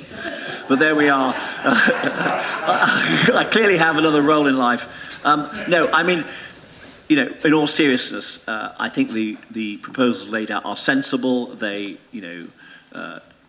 make relatively small changes to the Constitution, but useful and important ones. They also give the power to the monitoring officer to tidy up the way the thing is presented.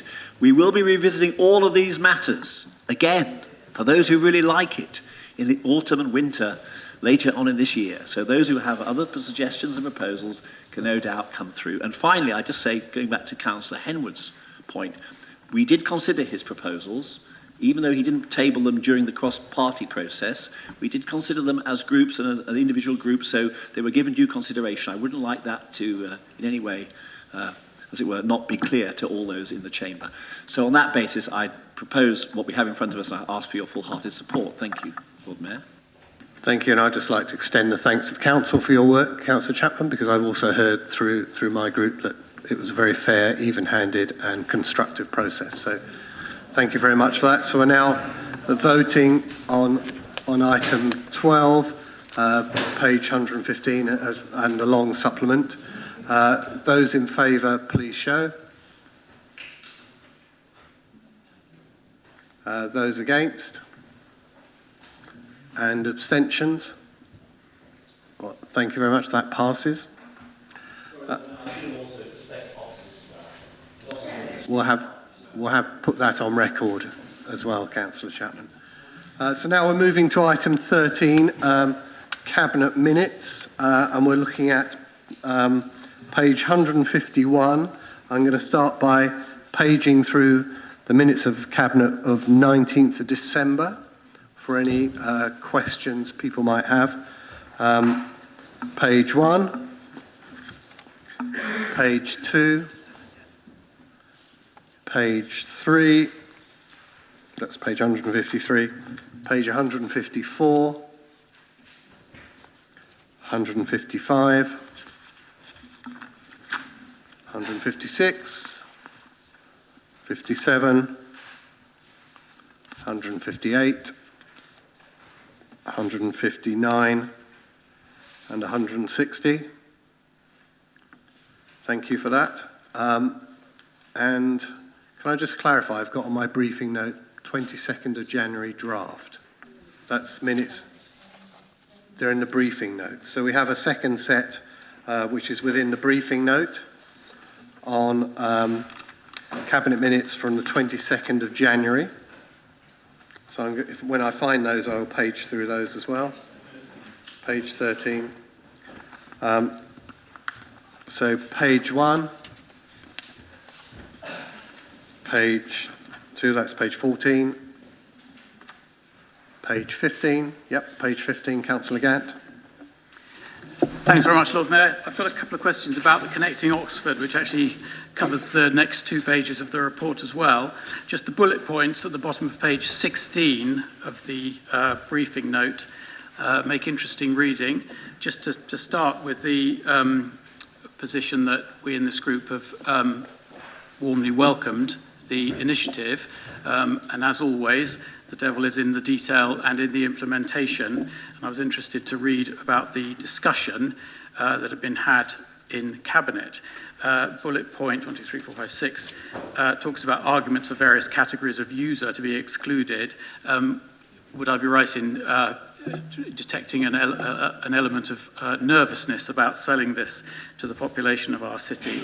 The last bullet point on there says, the location of the bus gates was important and care should be taken to ensure that they did not inadvertently divide communities. The proposal does, of course, contain a map. To what extent are the locations of the bus gate in that map not yet fixed? I mean, how far might they move? Is it just somewhere else on the road where we see them, or could it be somewhere else entirely?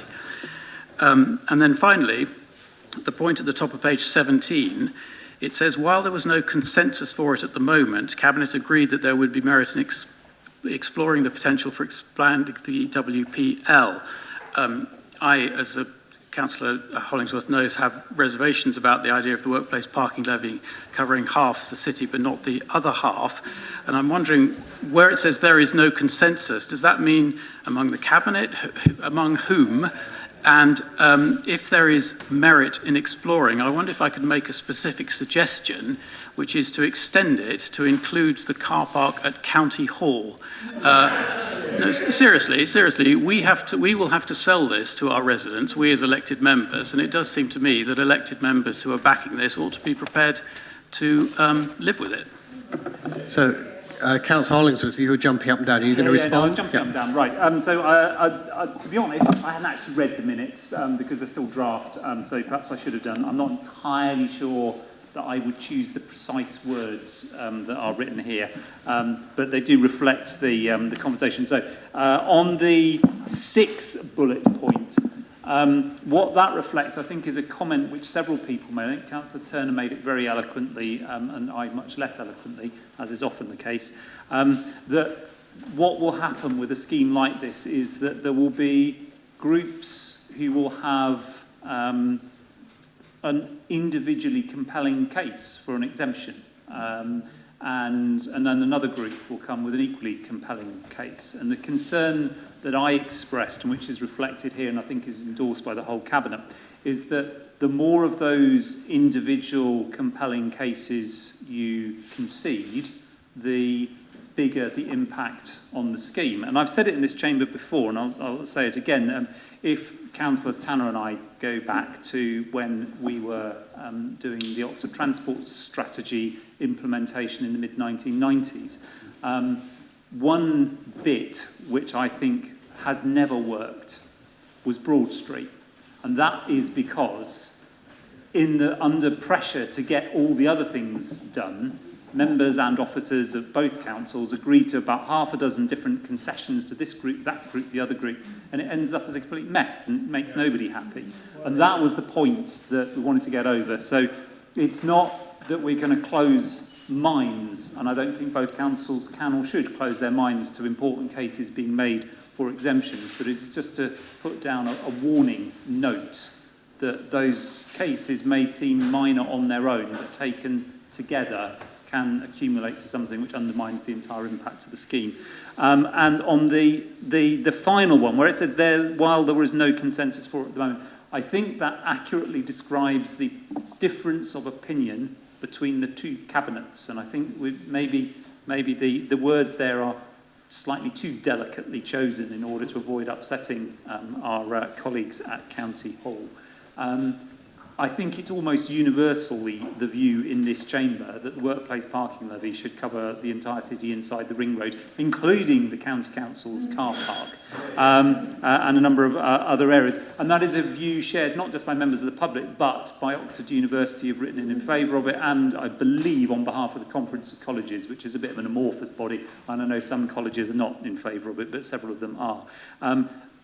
I see it as my job, and I hope everyone else in this chamber sees it as their job, to persuade nervous, reluctant or doubting county councillors, whether in the cabinet or on the back benches or in the opposition benches at County Hall, to agree with us. Thank you very much.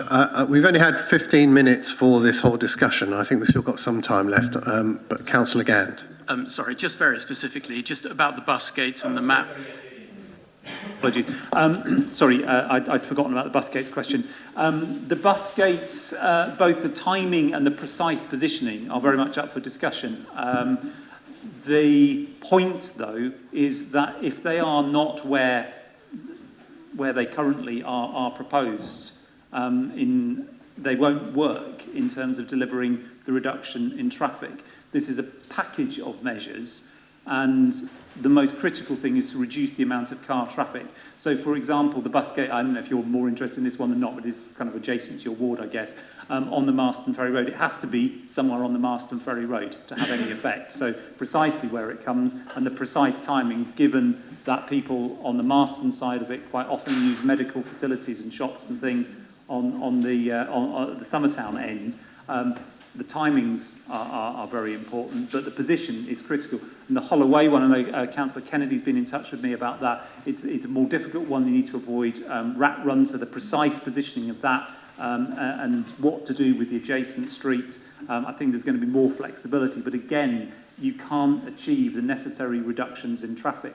And I think a number of people have kind of, it's a kind of, you know, cake and eat it sort of thing. When people say you can't do this, it's exactly the same argument John and I had to face down when people said, well, we obviously want you to pedestrianise Corn Market and get all the buses out of there, but we don't want to be able to have any restrictions on our ability to drive through High Street whenever we like.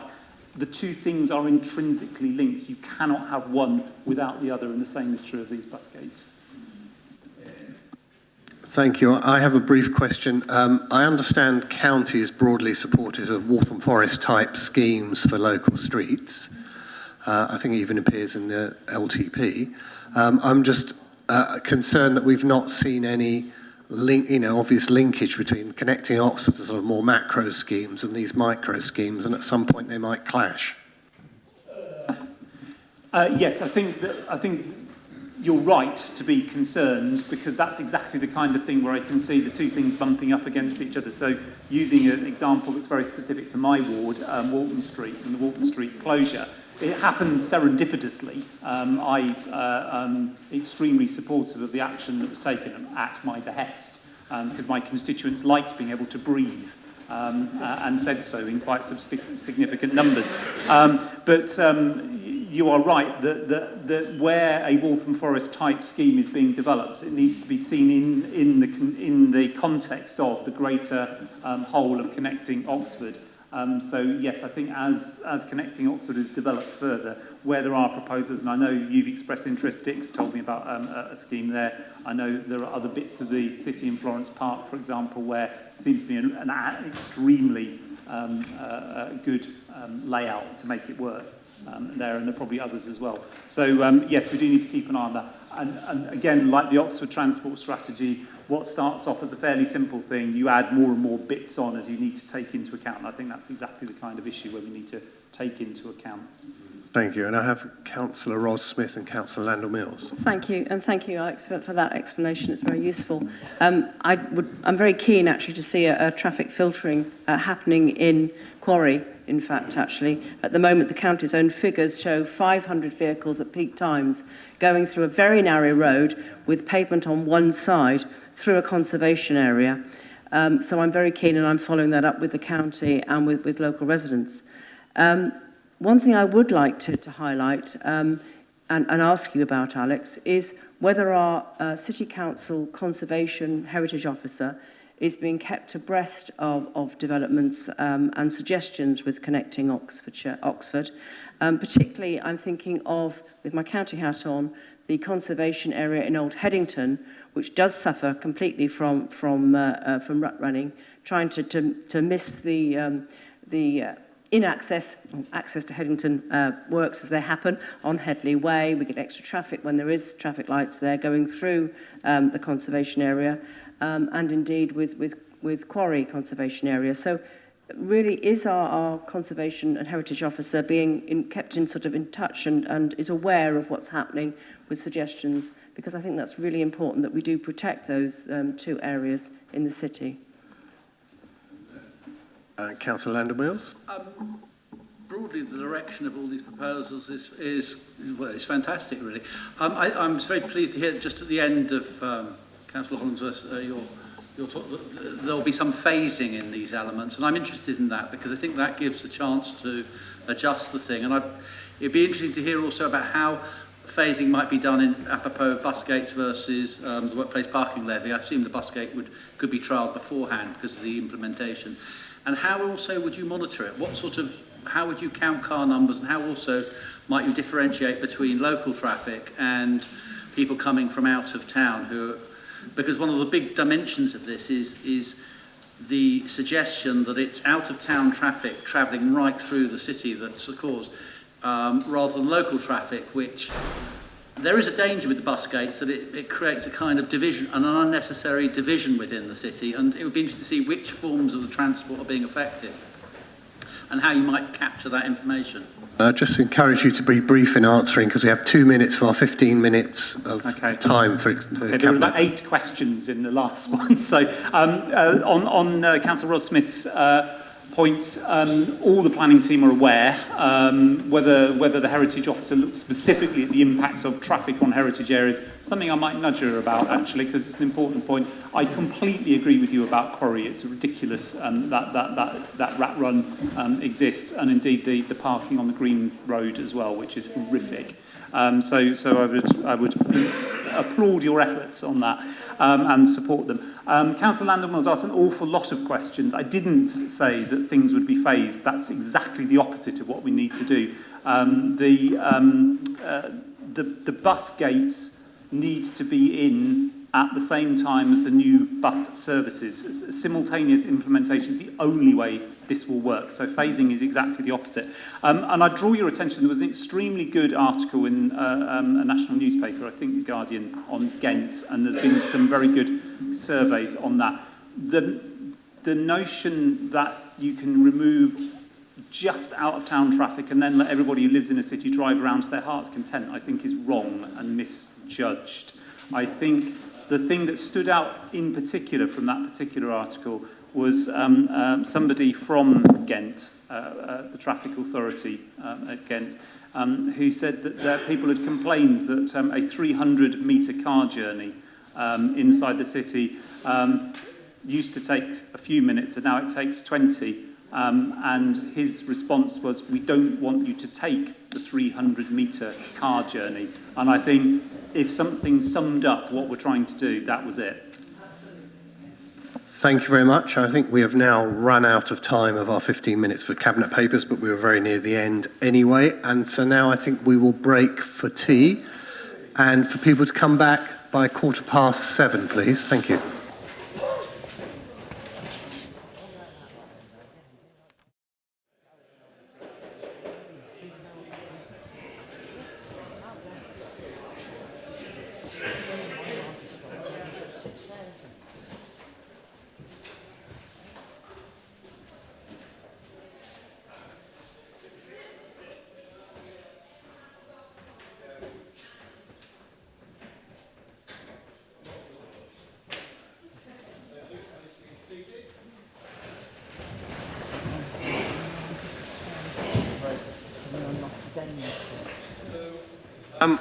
I hope everyone's nicely filled from their supper. We are slightly, we did have a lot of discussions earlier, so we are running slightly behind where I'd like to normally be at this time.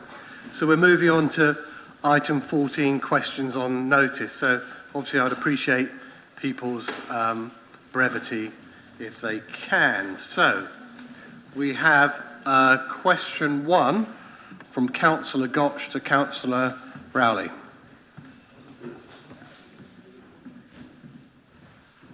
Councillor Gotch. Question 1 from Councillor Gotch to Councillor Rowley.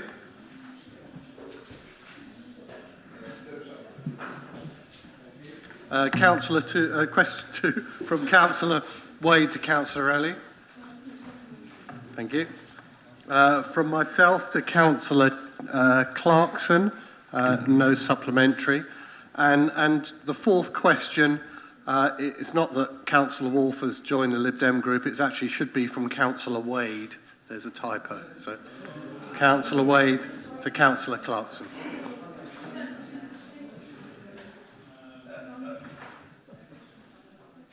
Yes, I'm sorry.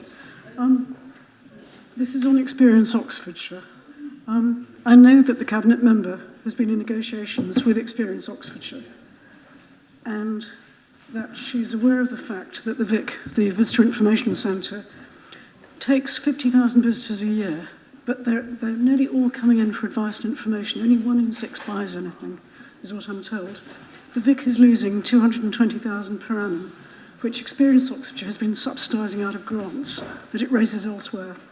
The situation is not supportable into the new financial year. Is the Cabinet member aware of this and of the effect that it might have both on our visitors and also on Broad Street if the future of the Visitor Information Centre is in doubt? Thank you. Thank you, Liz. Yes, we had meetings with Experience Oxfordshire very recently, and we talked in detail about the operation of the Visitor Information Centre. So we're well aware that it doesn't make a profit.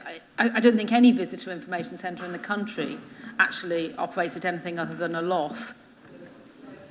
Have to be supported. So we're in discussions with them about funding and about other sources of money and other models. But yes, those discussions are ongoing. Thanks. Councillor Landell Mills to Councillor Clarkson. Do you have a supplementary? Councillor Wolfe to Councillor Clarkson. Do you have a supplementary? Just a very brief one, Lord Mayor. Thank you, Mary. My question was actually, I was interested to know how many people who responded of the 1,577 actually objected to the question. You haven't actually answered my question. I'm just conferring with Councillor Upton because she had a large input into this as well as Cabinet member with responsibility for cycling. So we're just trying to see if we've got that answer to hand. Perhaps you could circulate it around. Okay. Thank you. Councillor Wade to Councillor Turner, stealth tax. Yes, please, Lord Mayor. I think I'm going to give a political response to your written response because I think it's highly political what you've said. And I'm surprised that you see fit to talk about the effect of the financial disaster left by our party, meaning the Lib Dems and Coalition, given that the Coalition inherited a £34 billion deficit from the preceding Labour government. In particular, you'll recall Liam Byrne, Chief Secretary to the Treasury, whose aim to have the deficit in 4 years was in huge detail a part of your manifesto at the time. If you don't remember your manifesto, you will at least recall Liam Byrne's note. I'm afraid there is no money. So I think it's unreasonable at this stage that we go back into that past, which satisfies neither your party nor mine, I think, at this point. But in particular, I notice that you choose to talk in your answer about the situation in other councils. I'm merely answering what Councillor Turner says in his response. It's a political question. So you are meant to frame it in terms of a supplementary question. Okay, right. My supplementary question is, I have 2 supplementary questions. Can I have 2? Right, the first supplementary question is, will Councillor Turner in future undertake to answer the question he's asked instead of insulting council by making members read his irrelevant political diatribes? And secondly, could he provide an average figure for additional tax on each household? It's probably, according to the Taxpayers Allowance, likely to be between £100 and £200 per household as an average in the country as a whole, but we don't know what it is in Oxford. So that's 2 questions. Thank you. Wow, Lord Mayor, that was good, wasn't it? I've missed the kind of Liberal Democrat greatest hits. We're not sorry for what we did when we ripped up your public services. I've missed all of that. It's really took me back in time. Now they sort of say, "Oh, forget what we did. We're different. We're new. We didn't really mean it." But that was back to the bad old days, Lord Mayor. And the truth was, in those years, they made terrible choices. And the problem is that local government continues to pay the price. And the problem is, of course, citizens continue to pay the price because we in this council have said we want to protect frontline services for the most vulnerable. In doing that, we therefore need to raise income. Much of that we do in other ways, like the Oxford model, for example, where we insource work. But sometimes it does mean we need to charge for things which were previously free. And I think it's perfectly reasonable to draw attention to the fact that under the Labour Party we got government grant, and under the Liberal Democrats that grant was cut. That's reasonable. On the specific questions, Lord Mayor... I think we have a point of order here.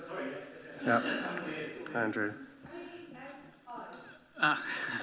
On a point of order, Lord Mayor, in the interest of good governance of this council, could you please advise us? My colleague, Councillor Wade, asked a perfectly sensible question about the workings of this council. Councillor Turner chose to reply with what Councillor Wade has quite rightly described as an irrelevant political diatribe. That seems to me to be entirely, wholly inappropriate and frankly disrespectful to the members of this council. Can I also put on record that Councillor Turner has quoted the actions of Lib Dem-led councils elsewhere? Well, I don't know if he took the trouble to speak to those councils, but I did, and the information that he has given is wrong. The budgets for the Vale of Whitehorse District Council was set by the Tories, the outgoing Tories, before May of last year. They signed a contract for the services that he refers to, and the current administration is not at liberty to change that. So I would like to ask him to withdraw. So I would just like to ask Anita if there's any sort of constitutional basis for the point of order that can be upheld, that either ask for withdrawal or ask for a sort of change in attitude or tone, because I do think that these are questions, speaking from the chair, these are questions which are generally asked about the operation of council. It's an opportunity for opposition members and indeed members of the administration to ask genuine questions, and I can understand it's getting close to an election and all that sort of stuff, and people are going to want to make political points. But I think we should, raise above this and actually sort of answer things in a straightforward way, as I think they were intended to be asked. So, Anita. Thank you, Lord Mayor. I don't think I can say anything that will assist, as there's nothing in the Constitution that says how a member has to answer the questions. So I think in terms, what I would just say is the council has its normal practice, and perhaps the exchange that we've just had is not the normal practice for responding or in the debate within the chamber, but it's not for me to get involved in the politics of the situation. Okay. Can I now carry on answering the question before I was... yes, I feel that point of order falls because there's no constitutional basis for it, but if you would like to continue, yeah. Thanks, Craig. So just to be clear, though, what I was trying to convey in the answer, and of course, is that we faced a decade of austerity, that cut our budgets. There are then choices to be made. And I don't accept instantly that references to a stealth tax represented a sort of interested bureaucratic question. I must admit, I'm also rather intrigued to hear the Liberal Democrats quoting the Taxpayers Alliance, which is a right-wing campaign group, as a source of knowledge on these things. So there were two questions. One is a household figure. I don't think we can provide that sort of information in the way which is useful. The second was about the actions of our neighbouring authorities. I mean, the bulky waste charges have been going on for an eternity. I think my point was that our neighbouring authorities, I think all of them, but willing to be corrected, have charged for bulky waste, which remains free in this council. I think the last proposal in Oxford City, Lord Mayor, to introduce bulky waste charges, I think maybe they were introduced, was between the years of 2000 and 2002, when which was the penultimate time the council was run by a different administration. Thank you.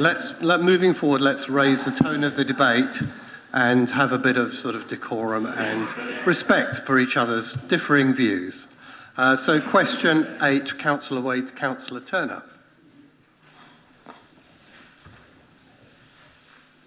Do you have a supplementary? It's on unspent government grant. I've only just found it. In the last paragraph of the reply that you make, you say, it is likely we will top up those currently in receipt this year by a further percentage to ensure the grant is spent. Can you confirm that that will be the case? Because we've only got 2 months, of course, to state the obvious before the end of the financial year. But it'd be nice to have your reassurance on that. Thank you. I think that's what we plan to do, Lord Mayor. There's not been a recent surge such that would not be necessary, so I think that's what we will do. Thank you. Question 9, Councillor Wolfe to Councillor Upton, cyclists and markets in Broad Street. No supplementary, Lord Mayor. Thank you for the reply. Question 10, Councillor Harris to Councillor Upton, Gilligan report on cycling. Of course, Councillor Harris has sent his apologies. For myself to Councillor Upton, no, thank you for the response. I'll be in touch. Councillor Wolfe to Councillor Upton, public health funerals. No supplementary. Thank you very much for an interesting reply. The next one's from Councillor Harris as well. The next one, Councillor Henwood to Councillor Hollingsworth. Thank you very much, Lord Mayor. I just have one question for the portfolio holder. Would it be possible to get a breakdown of the works that are going to be carried out on the Priory, please? To be honest, I don't know the answer. I believe it's probably still confidential between the client and the council, but if it is not confidential, then I'll make it available to you and, well, actually the ward councillors, of which you are not one, but the ward councillors and yourself. Thank you. Thank you. Councillor Wolfe to Councillor Hollingsworth, community infrastructure levy. Yes, thank you very much for a very full reply. I'm kind of left with one bit which I'd quite like a bit more information on. It sounds to me like we have a certain amount of community infrastructure levy pot which can be allocated when we're putting capital funding together for various projects. But I'm not actually clear how we decide, say, that, does a project come forward, how much community infrastructure levy we might use in support of that project. How do we come to draw on the pot that we've got? I mean, we've got a list of capital projects. We've got a list of capital projects, as you say, which have been identified as being possibly funded or part funded by SIL. I'm just wondering how the decision gets to be made, how much SIL is used on any particular project, because there's quite a lot of discretion at play here. Lord Mayor, I have answered that question in some detail. I don't know how much more precise I could possibly be. Each capital programme scheme, as has been discussed at great length in this council, has to be at various gateway stages approved by Cabinet and Council. At that point, the funding for it is approved by this council, so the money for the scheme is approved, and where the money comes from is approved. There is no pot of money. I think, Lord Mayor, I would urge you to use your good offices to encourage a training session on this, because this is a clearly widely misunderstood. This isn't the first question that I've been asked talking about SIL pots and lists of schemes to be funded from so on. It fundamentally misunderstands what this Regulation 123 list is. Now, the Regulation 123 list is about to be abolished and new regulations put in place, and that seems to be a great opportunity for some refresher training for everyone in the chamber. Sounds like a good suggestion for officers to take forward. Thank you. Question 16, Councillor Wolfe to Councillor Hollingsworth. No supplementary. Thank you. Question 17, Councillor Wade to Councillor Hollingsworth, Seacourt Park and Ride extension costs. Thank you, Lord Mayor. I think, first of all, I should apologise for the fact that I misread, apparently, what the Oxford Mail was saying. It's not the Oxford Mail's fault, it's mine. So I added 1.227, which I shouldn't have added, and I accept that. So the figure we're looking at is 5,156 million. So that's where we are at the moment. The supplementary question I've got is, how far have the design, planning and environmental reports cost so far? And are they included in this final figure of 5.5156 million? Yes, they are included. The breakdown of the costs was reported to Council when Council approved that budget, so I refer you to that. And if you can't find it, then perhaps officers could assist in directing the councillor to it. And I thought, since we're on exciting things relating to points of order, we had a point of order earlier suggesting that questions shouldn't be political. I should point out that myself and a number of officers spent some considerable time, hours of our valuable time, trying to find out where it was that Councillor Wade had plucked figures out of the air which were completely wrong. And it wasn't until we finally found out that she'd misread an article an entirely accurate article in the Oxford Mail. I do think it behoves people who are asking questions not to ask questions that are invented, as this one was. If you're expecting officers and members to devote time and effort to answering questions, at least have the decency to ask ones that are true. We did, to be fair, Councillor Wade did give an apology at the beginning. So let's move On to question 18, Councillor Wade to Councillor Hollingsworth. Oh, thank you, Lord Mayor. Seacourt and the flooding there at the moment. Thank you for admitting that this site is going to flood probably annually. You refer to it being seasonally. Can you advise us what amount is earmarked for the clear-up each time, loss of car parking fees each time, and perhaps more importantly, loss of credibility in a council which chooses to build something on a site in the full knowledge that it will flood? Thank you. All of those issues were covered in the report, which I've already drawn your attention to. Okay, moving forward, Councillor Landor-Mills to Councillor Hollingsworth, connecting Oxford. For supplementary.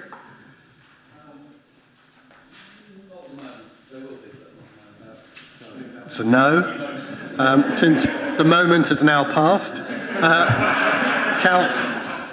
Question 20, Councillor Henwood to Councillor Chapman. No supplementary, Lord Mayor. Question 21, Councillor Henwood to Councillor Chapman. Question 22 from myself to Councillor Brown. Thank you for the answer. No supplementary. And now we have question 23 from Councillor Wolfe to Councillor Hayes. Thank you, Lord Mayor. Yeah. This question is about the definition of zero emission zone. I have to say I've trawled around to try and get a definition of zero emission zones, and I failed to find a single definition. So I'm very interested that many experts that have been consulted are confident that we're using a definition which is correct and justified. I've yet to find a solid definition for zero emission zones. It's quite important because that's what we're claiming to be introducing into the city. So my supplementary is, which experts have given you this definition of zero emission zone? I'm clear that the others, the low emission zone, clear emission and ultra low emission zone, do actually have definitions, but I haven't found one for the ZEZ, and where has it come from?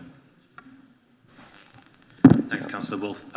Feel free in the future to get in touch directly to ask that question, and we can actually provide an answer to you directly, so it can save you doing all those hours of Googling. But I will email you a long list of those experts. I'll be happy to put you in touch with them. At the Scrutiny Committee meeting where we had a 2-hour discussion and probing of this issue, I made that same offer to councillors in that room. And like I say, do get in touch.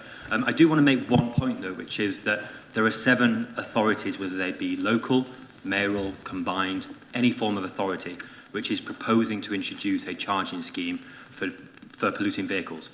And in all of those authorities, there are currently 15 green elected representatives. Those authorities include Oxford. Only in Oxford are Greens making this point. And I would urge the councillor to go and talk to his colleagues in those other authorities to see what criticisms they're making, which are, to be very fair to them, based on the evidence that they're seeing, rather than seeming to be quite party political. Question 24 from myself, no supplementary. 25, Councillor Wade to Councillor Linda Smith, Rogue Landlords. Question 26, Councillor Wolfe to Councillor Brown. No supplementary, thank you very much. Thank you. Myself to Councillor Brown on climate protesters. Thank you very much for the answer. My supplementary is there anything that we can do about it as a council to stop groups like Extinction Rebellion actually being labelled by government? Could we write to the Home Department, or just to express or to the police indeed, to express our concerns? Well, I'm generally happy to write letters to government departments complaining about them, but on this particular occasion, it seems a little much, because in fact, as soon as the Home Office had this drawn to their attention, they did in fact make it quite clear that this guidance wasn't within their wasn't approved, and I understand it has been withdrawn, and it also wasn't covering our area, so it feels like a bit of a stretch, if I'm honest. I think I've given a very clear view of where our council stands in relation to Extinction Rebellion. We've worked very closely with them. We understand them to be a really important campaign group in Oxford and in the UK, and we want to continue to work with people who want to tackle climate change, because so do we. I'll talk to you later about this point. I don't have another supplementary, unfortunately. Councillor Wolfe, Councillor Brown, flag flying on 31st of January 2020. Thank you very much for your reply. My original question was about flying the Union Jack at half-mast rather than the EU flag, and I was very pleased when I heard that a decision had been made to do something about it. So that's no supplementary. Okay. Councillor Gaunt to Councillor Brown, Oxford Expressway. Yes, thank you for a very short answer. No supplementary. Councillor Henwood to Councillor Brown, Parish Council sign up to climate emergency. Thank you very much. I appreciate the answer. I think it's very positive and the progressive thinking of the council. Supplementary though?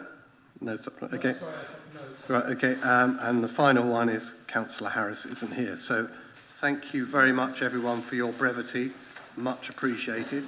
We now move back to agenda item 15, when I juggle my papers, which I believe is speakers to council, public addresses and questions. So we have 6 speakers, and I'd like to invite the first speaker to Madeleine Scrutiny to come and speak. Thank you very much. You have 5 minutes. Good evening, Lord Mayor, council members, ladies and gentlemen. Thank you for the opportunity to address you all. My name is Magdalene Scrutiny, and I would like to speak about the Charter for Compassion. I'll explain what the Charter is and then speak about what it would mean for Oxford to become a city of compassion.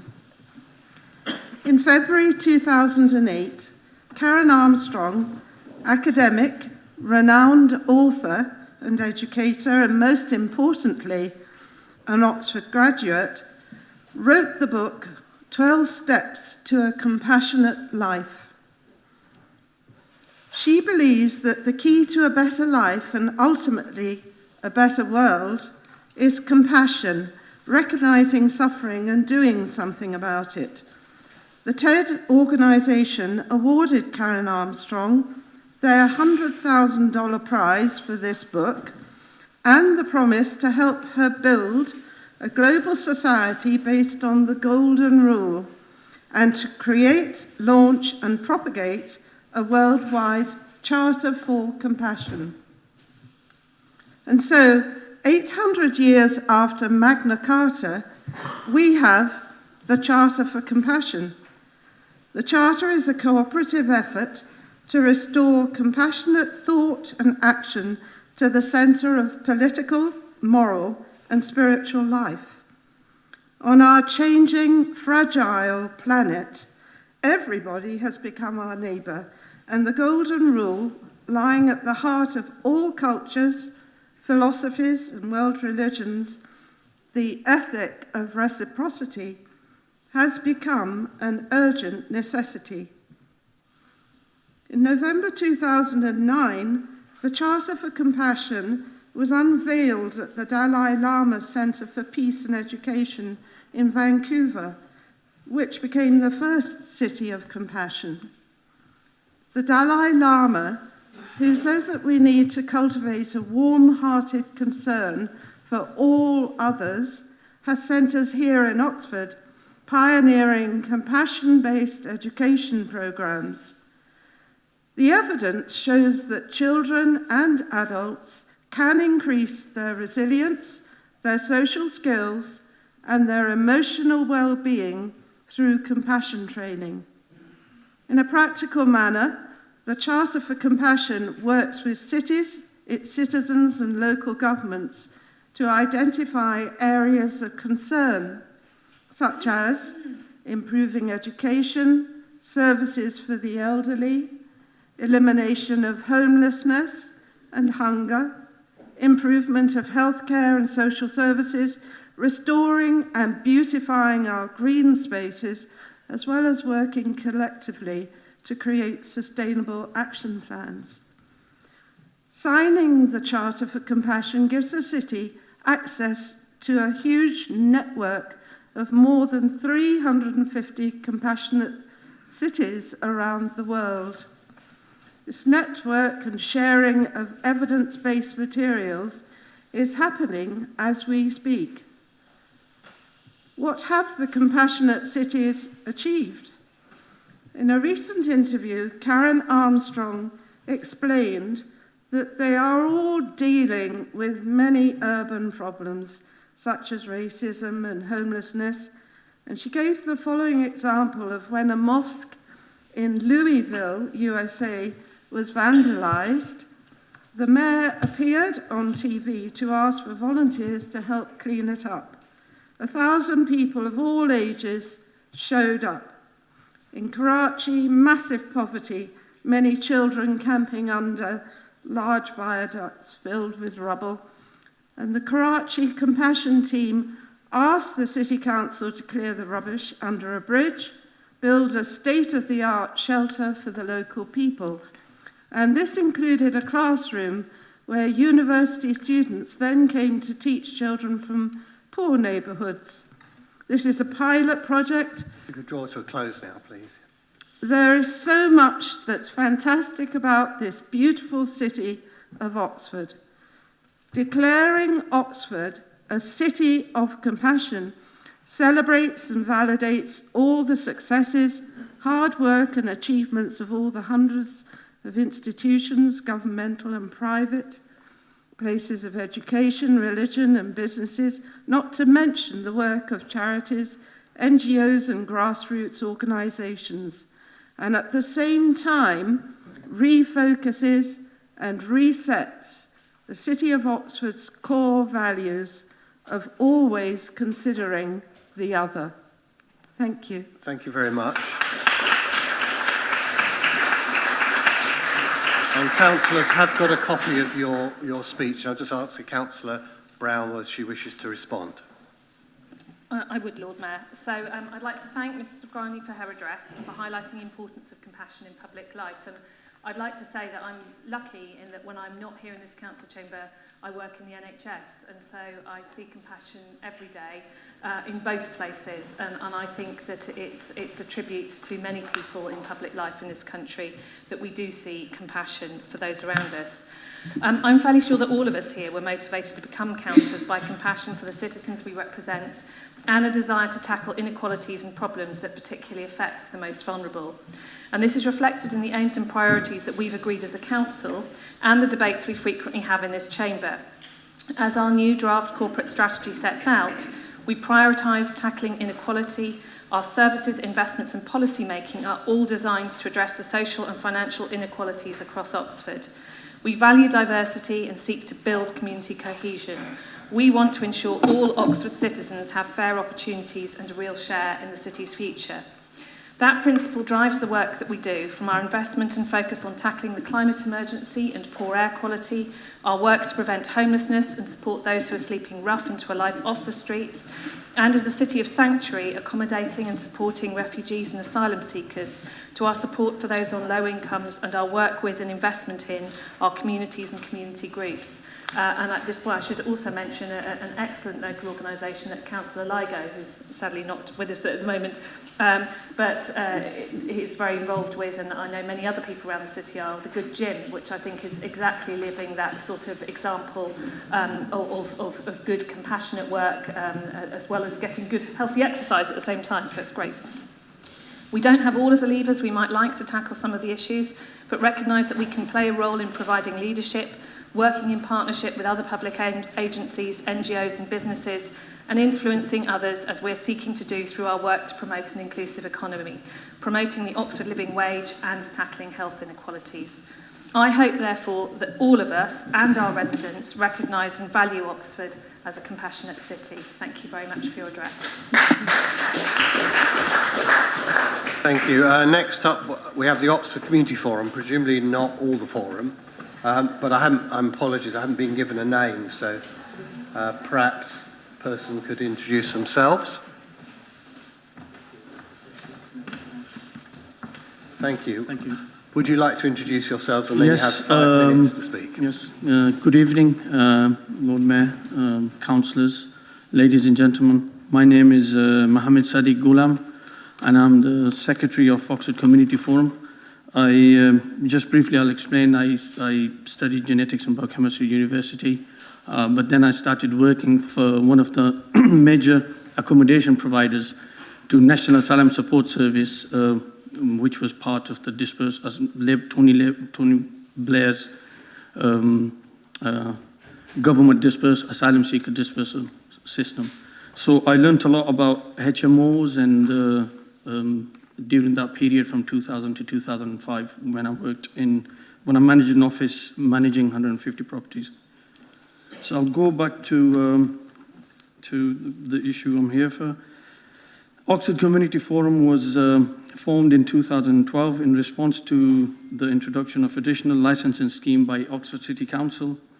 Oxford Community Forum main purpose was to raise the issue of lack of communication from Oxford City Council with the local community during the consultation process. We had several meetings with the senior politicians, some of whom are sitting here today. This was in 2012. Oxford Community Forum raised the concern about the implementation as well, the impact of the HMO additional licensing scheme. Later on, in 2014-15 onwards, in collaboration with Oxford City Council, Oxford Community Forum arranged a number of training sessions for the landlords to educate them in implementation of the HMO rules and regulations, and hence help the landlords in getting educated about the policy rather than being targeted as a result of this policy. Oxford Community Forum view in 2012 was that the additional licensing scheme to register all the properties with 3+ unrelated tenants for HMO license would increase the cost of rentals as well and increase the homelessness as unintended consequence. And in our opinion, this turned out to be true. We all are aware this has been publicized in the media as well in the later years. There was a mandatory licensing scheme in place for 3-story 5 occupants before the introduction of additional licensing scheme in 2012. In the additional licensing scheme policy document, Oxford City Council stated in the policy that their first priority would be to, as a result of introduction of this new scheme, their first priority would be to better manage 3-story 5 occupants properties. We believe this was an indirect admission that Oxford City Council failed in the regulation of the HMOs under the mandatory powers. Another rationale for the scheme was the belief that it would have encouraged landlords to deal with the antisocial behavior of their tenants. Given that the private landlords have no legal liability of the behavior of their tenants, it is hard to see what the council expected the landlords to achieve in the area. The disharmony, the third point, and the most important was, for myself, was the disharmony between the HMO rules and regulation and assured short-hold tenancy legislation regarding the landlords' and tenants' responsibilities was raised by Oxford Community Forum to the Oxford City Council.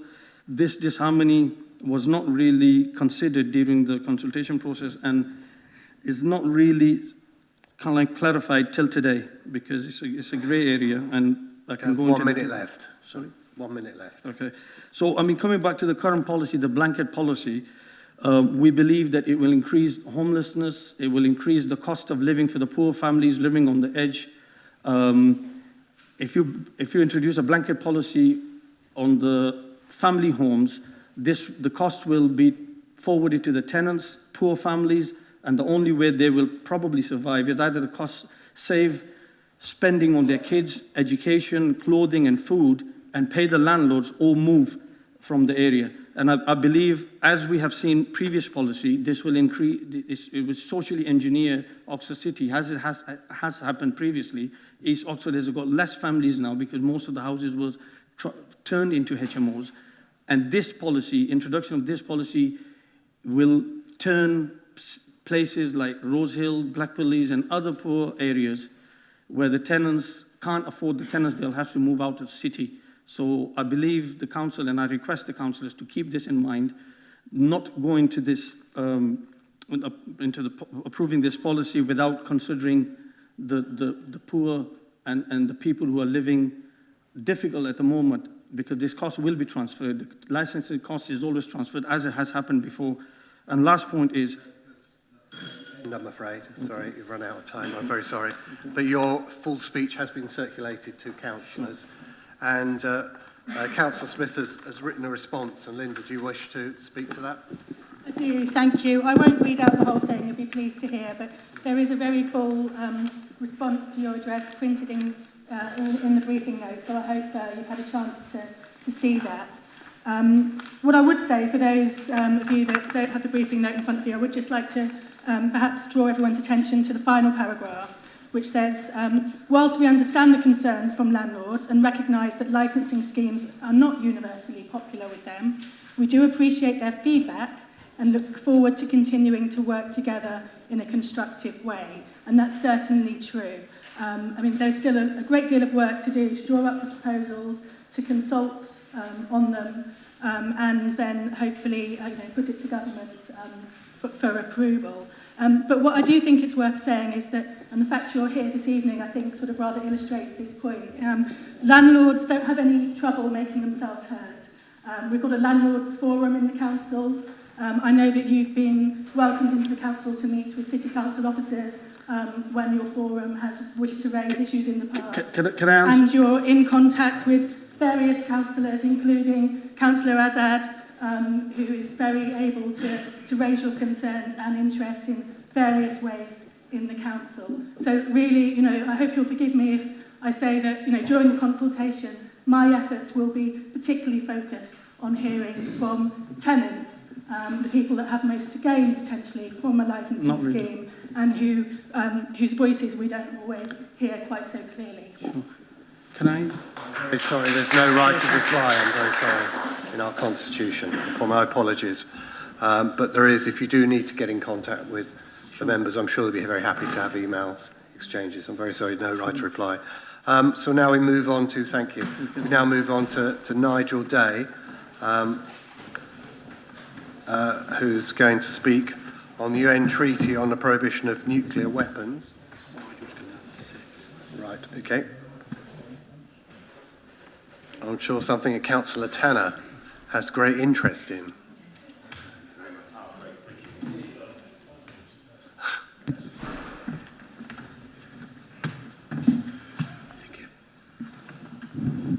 Mr. Day, welcome. You have 5 minutes to speak. Thank you. Thank you very much, councillors and Lord Mayor, for this meeting. I'm Nigel Day. I'm one of the coordinators of Oxford Campaign for Nuclear Disarmament. And I want you to hopefully to ask you to support the motion by John Tanner and Councillor Rush on the UN Treaty on the Prohibition of Nuclear Weapons. This treaty is the first legally binding international agreement to comprehensively prohibit nuclear weapons, with the goal of leading towards their total elimination. Nuclear weapons pose an unacceptable threat to everybody, everywhere. This is why 122 nations voted to adopt the Treaty on the Prohibition of Nuclear Weapons. All national governments are now invited to sign and ratify this crucial global agreement, which prohibits the use, the production, stockpiling of nuclear weapons and lays the foundation for their total elimination. The UK government is refusing to support this multilateral treaty. However, 34 countries have now ratified the treaty, and when 50 nations ratify the treaty, it will enter into force. Now, what we want is cities and towns to help build support for the treaty by endorsing the ICANN Cities Appeal, which is a commitment by cities and towns to show support for the treaty on the prohibition of nuclear weapons and call on their governments to participate. 228 cities have already signed their support, including Paris, Berlin, Oslo, Sydney, LA, Toronto. Now in the UK, we've got Manchester, Edinburgh, Norwich, Renfrewshire, West Dunbartonshire, Hebden Royd. And a number of other cities, like Oxford, are in the pipeline. And Oxford is a city with a great history of peaceful initiative and commitment. There's a peace plaque in Bond Square which commemorates all those who worked in the city for peace.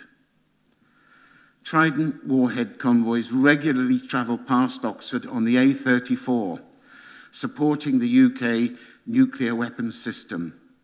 We are that close to nuclear weapons. Last Thursday, the Bulletin of the Atomic Scientists announced that the iconic doomsday clock, symbolizing the gravest perils facing humankind, is now closer to midnight than at any point since its creation in 1947.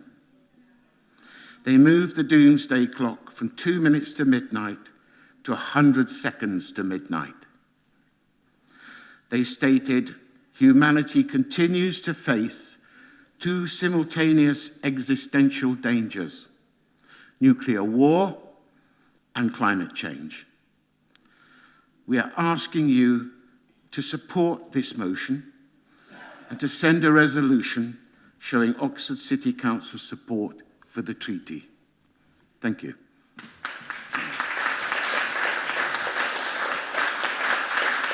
Thank you very much. And I know you have a lot of sympathy within the council. It's the sixth motion on our agenda later.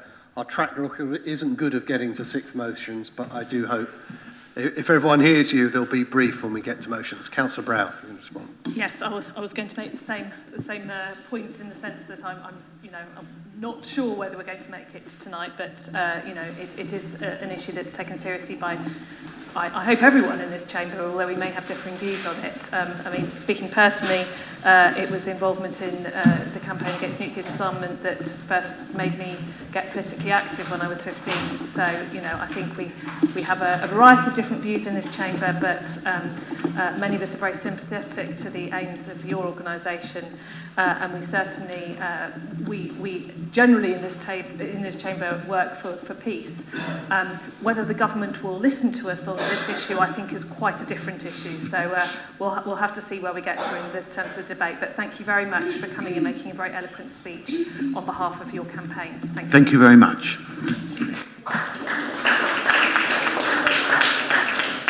Now we have an address by Alistair Morris, talking about climate emergency and allotments.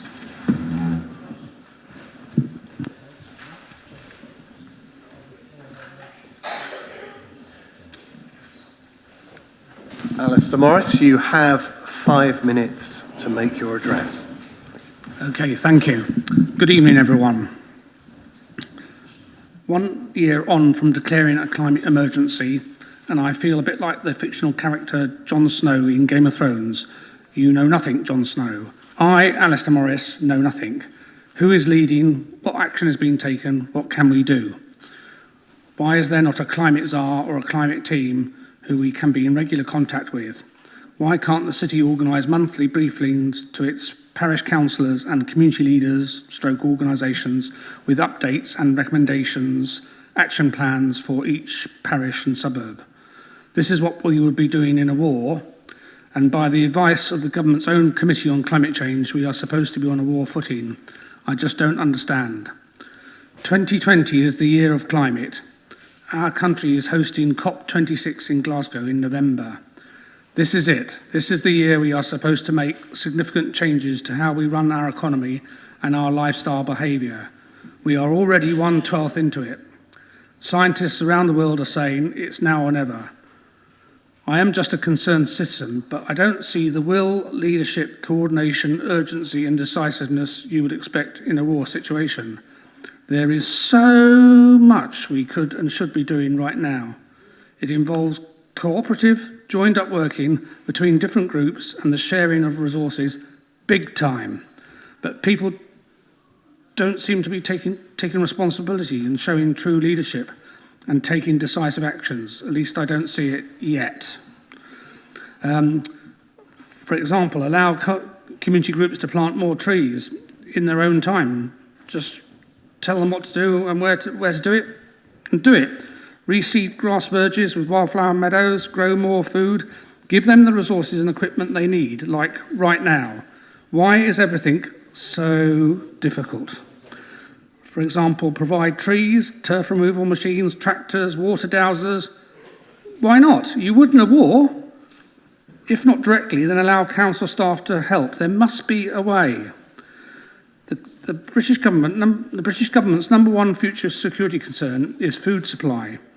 We need to be enhancing, supporting and developing our city's allotments to maximise future local food production and encouraging people to grow more of their own food, as well as working communally to be more self-sufficient and to cut down on the carbon generating international transportation of food. Is this not simple best practice? We are at crisis point. You should be throwing all the money and resources you can at supporting local community groups, including allotments.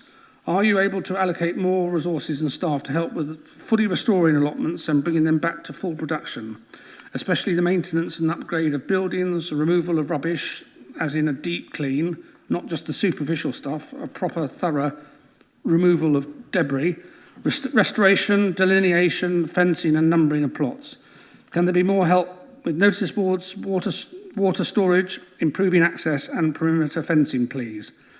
Perhaps there should also be an allotments council officer to help with this.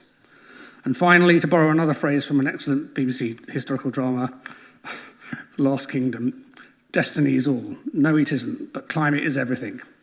I appreciate your respect your time, effort and commitment to public service, but please, please get on with saving the planet and making Oxford a greener, healthier and safer place to live. Thank you.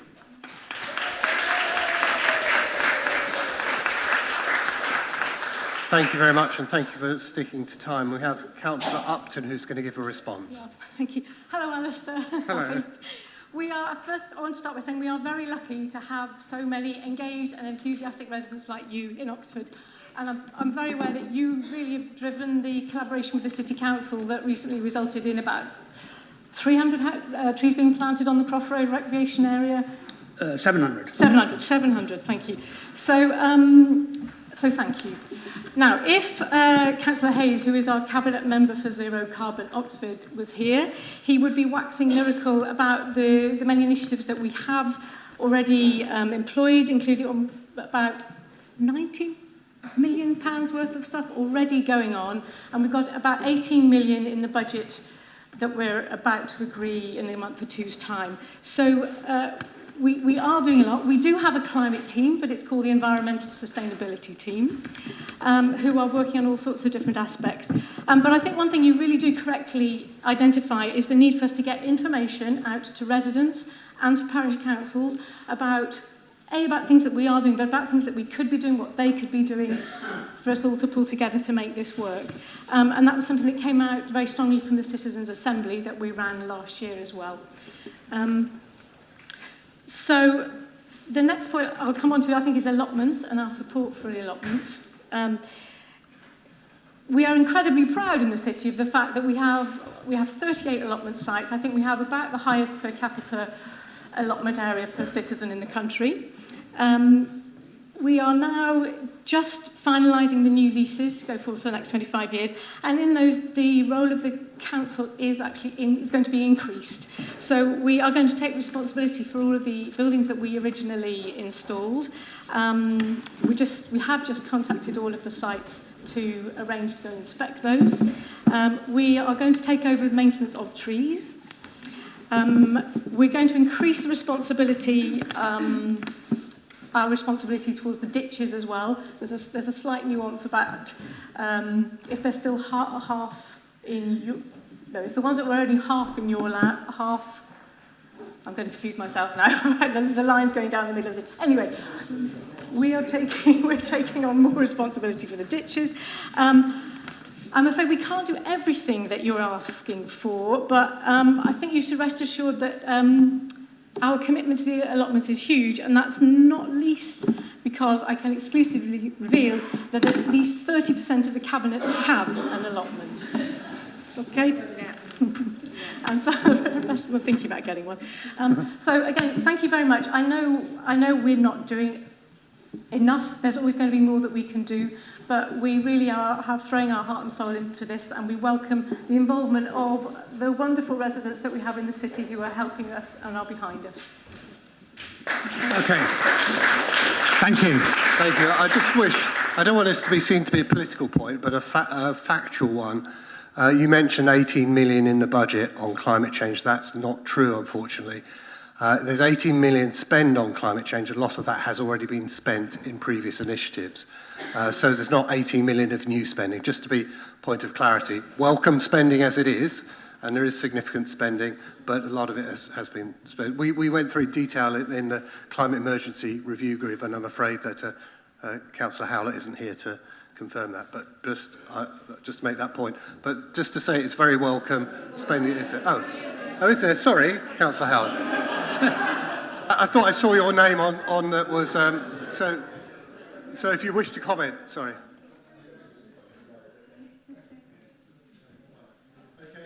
Okay, thank you. Thank you. Moving on to next speaker, Artwell, on the Barton British Legion site.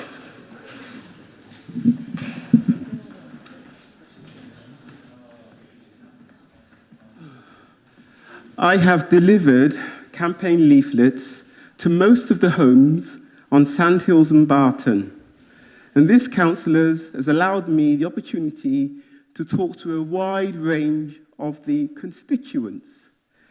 Never has a constituent on Barton called for a library. Nevertheless, in last week's Oxford Mail, Councillor Rowley is pictured with a cake celebrating the opening of Barton's Neighbourhood Centre's library.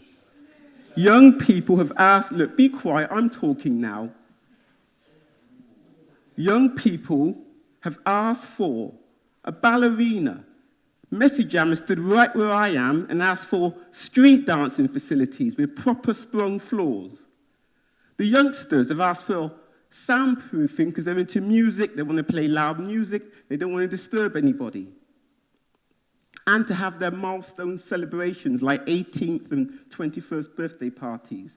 Adults and senior citizens have inquired many times for licensed premises to combat loneliness, isolation. Others have asked for the restoration of the computer suite, which now that universal credit is rolled out, as you all probably don't know, it requires a computer to access it. Non-Caucasian people have asked for places to hire for their traditional celebrations, which tend to have lots of people. Aunt Sally, as you all know, is a very popular, unique Oxford game. Lots of people like to watch it, many more like to play it. These are just a little snippet of what this Labour councillor could do if they cared about providing services and responding to community need. Barton, but a library on Barton is not what the people of Barton need. Ignoring facilities which the residents specifically asked for is just typical of this council. Despite the Labour councillors constantly stating their community engagement, it doesn't appear in practice. The last 12 months, Oxford City Council has spent £900,000 restoring or developing a pristine neighbourhood centre.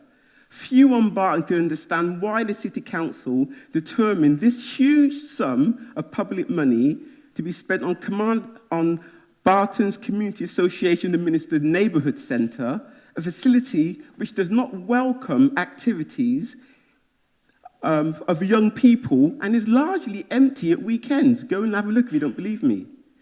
£900,000 is wasted on this facility.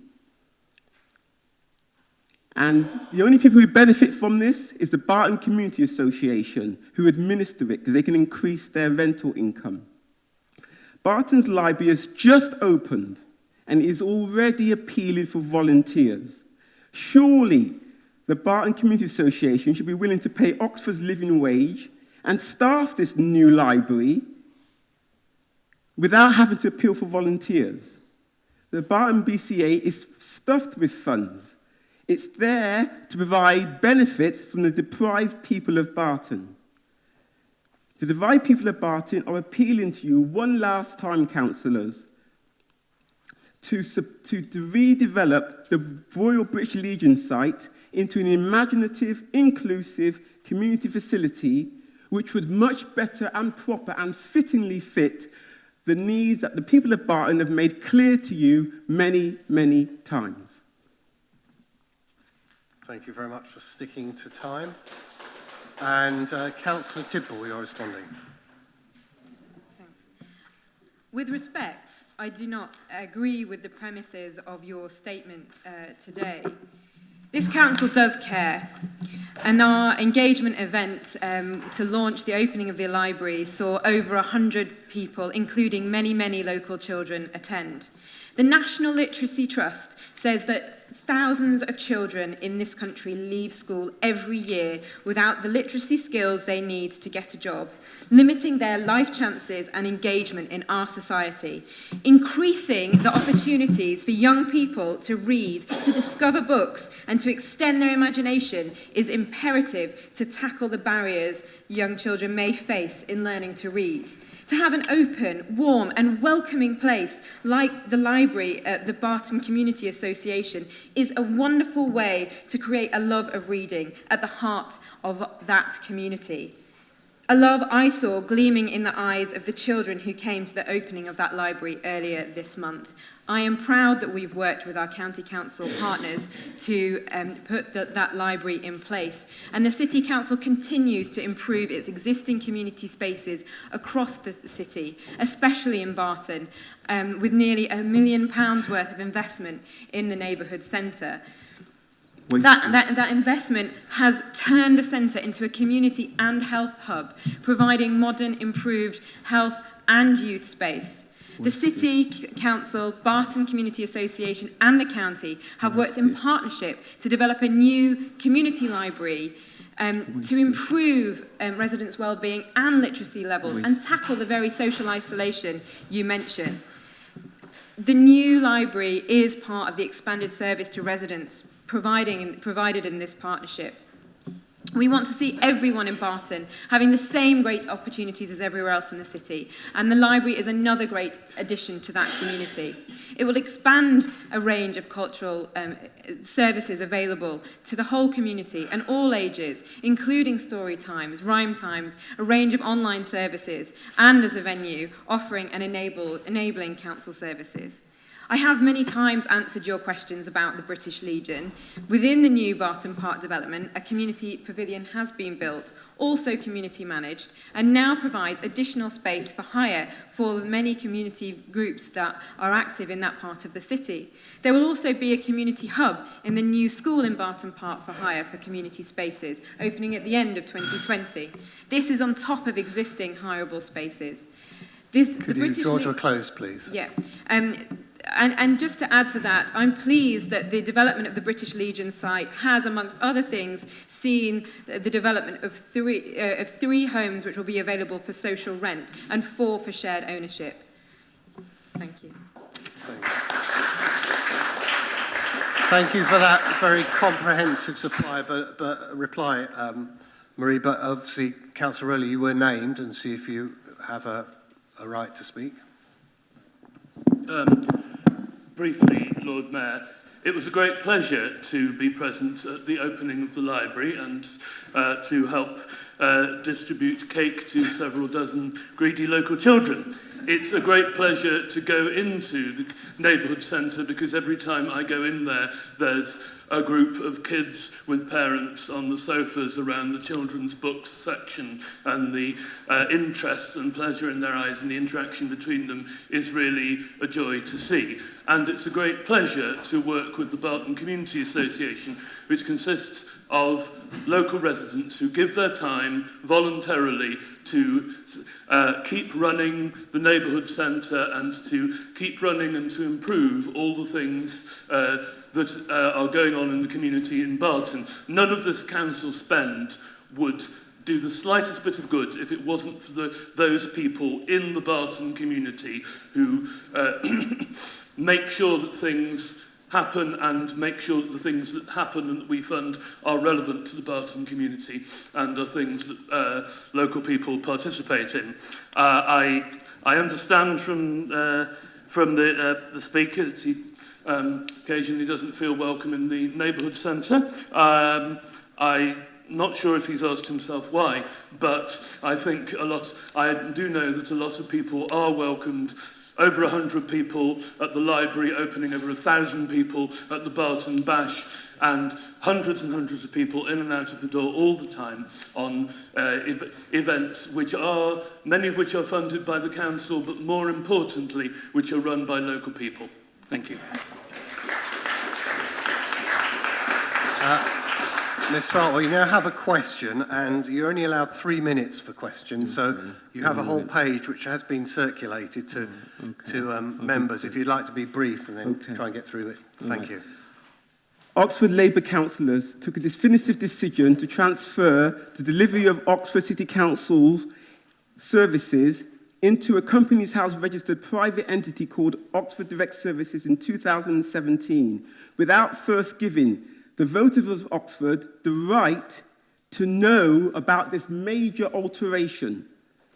Labour councillors failed to inform the voters of Oxford of this privatisation in the local literature distributed at that local election. Even more galling was that Oxford Labour City Council registered ODS in Companies House in 2017, months before the privatisation was publicly announced and told for the people of Oxford. I was so outraged, I wrote to a local government minister, but his answer was not helpful. It appears to me that once again, and without specific mandate from the voters of Oxford, Oxford City Council and the County Council have agreed on a workplace levy, charging cars in Oxford City Centre, creating 5 bus gates. All this is going to increase the costs for the ordinary workers of Oxford on a standard pay. Oxford manufactures cars. The council recently celebrated the opening of the £444 million Westgate Centre, which has a huge car park. And yet, despite all this, Oxford is bent on destroying or attacking the motor car. Even more troubling is the £200,000 funding to create the Citizens' Assembly, which comes from a climate change lobby. In short, the Citizens' Assembly is a political lobby masquerading as diverse and representatives of the people of Oxford. Oxford Executive Board members, in my view, do not have... 1 minute left. Okay, thank you. Do not have the academic mandate to implement all the policies of the Citizens' Assembly. And I just say this. They are promising to spend £18 million on climate change policies from the Citizens' Assembly when they're only going to spend £2 million on restoring homeless facilities. Now, don't forget, this council has destroyed 3 homeless shelters in as many years. 3 homeless shelters in as many years. Please, you have an opportunity to respond later. Yeah. Thank you. You know, how come you think it's okay to spend £18 million on green issues when you're doing nothing to restore the 3 homeless shelters you have completely destroyed?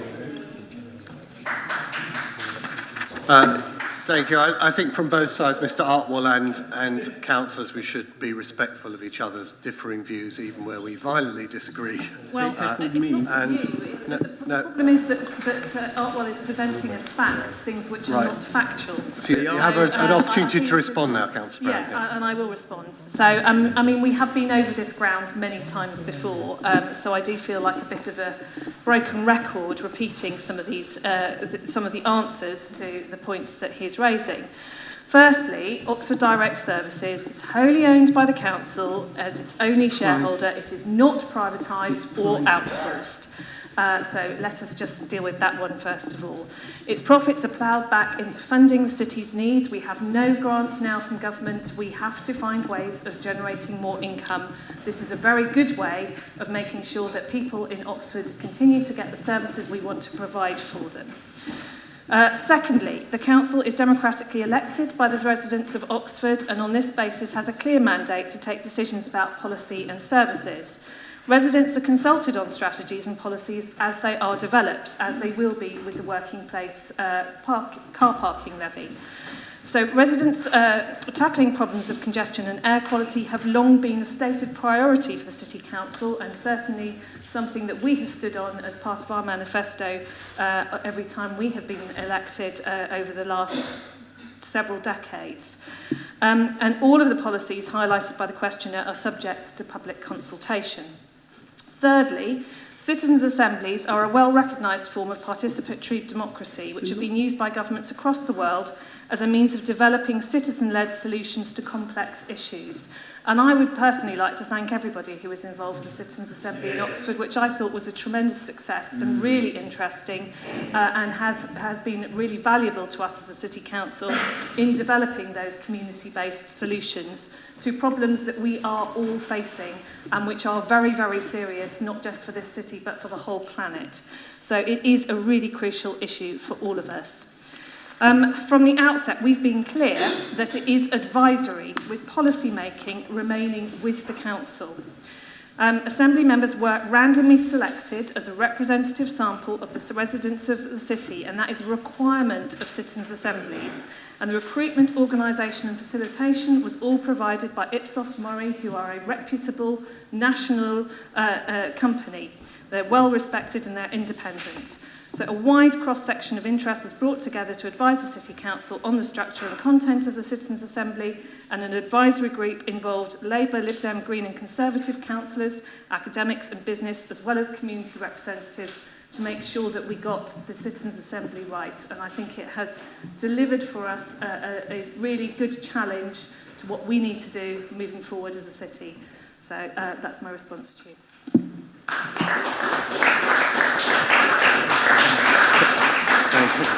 Right, so we just finished the questions. I don't believe we have Jonathan Bard here, do we?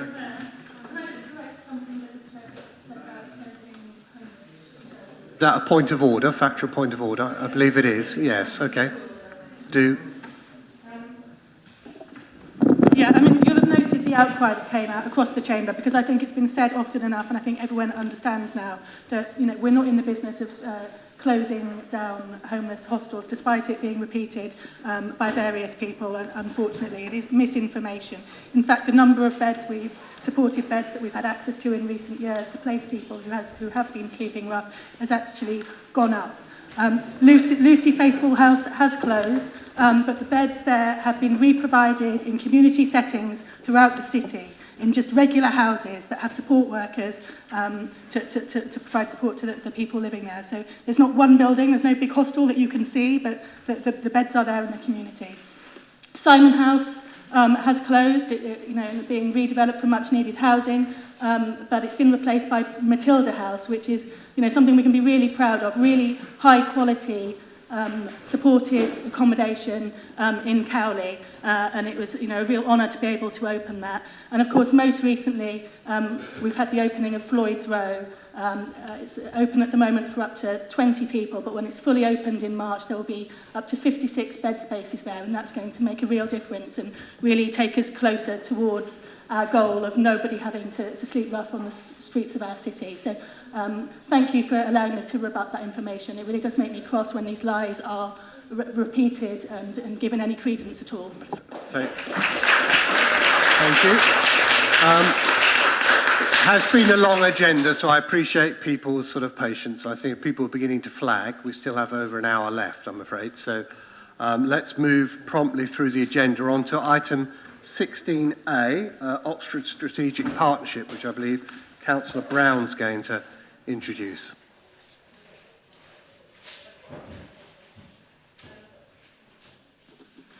Thank you, Lord Mayor. Could you just remind me which page number it's on? 161. 161, thank you.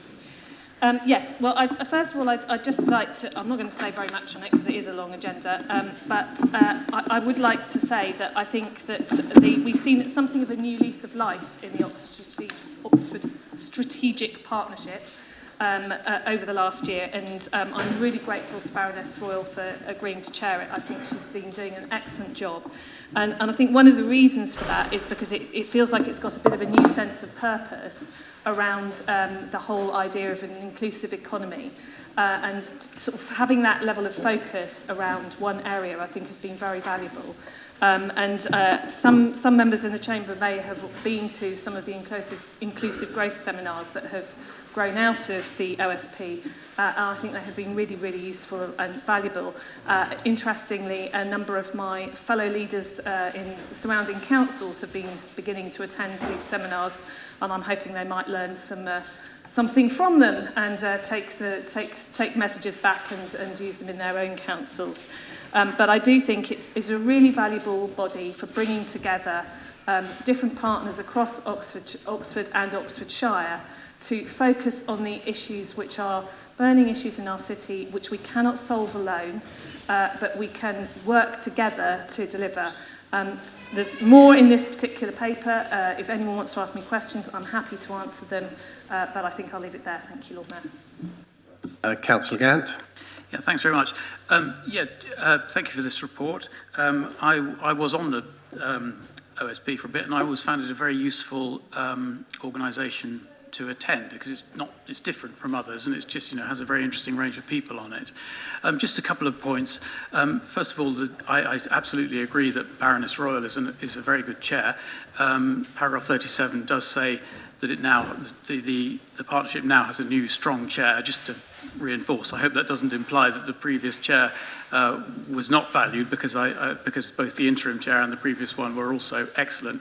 I was very interested in what you say about the impact on other leaders and other councils. The whole language around growth is important. Language matters, as we keep being reminded by politicians who don't use it in a responsible way. And I was very interested in paragraph 23, which says that the theme of inclusive growth has now been renamed as inclusive economy. And at growth board level, there's been a lot of talk about this whole idea of growth and what kind of growth. And at paragraph 29, there's a whole list of very excellent objectives. And I hope that the leader will continue that process of feeding this kind of thought process and this kind of language into the growth board and into the discussion more widely. Is there any more questions? I have one on page 163, the Low Carbon Oxford subgroup. And as I think most members know, the Low Carbon Oxford group's been in existence for some time, which had the 2020 target, 40% reduction, as said here. There was, as an outcome of the Citizens' Assembly announcement of a similar group, and I'm presuming it's this same group refreshed or rebranded or redone something with. I just wanted to seek clarity. They weren't setting up two low carbon groups with stakeholders and organisations from across the city.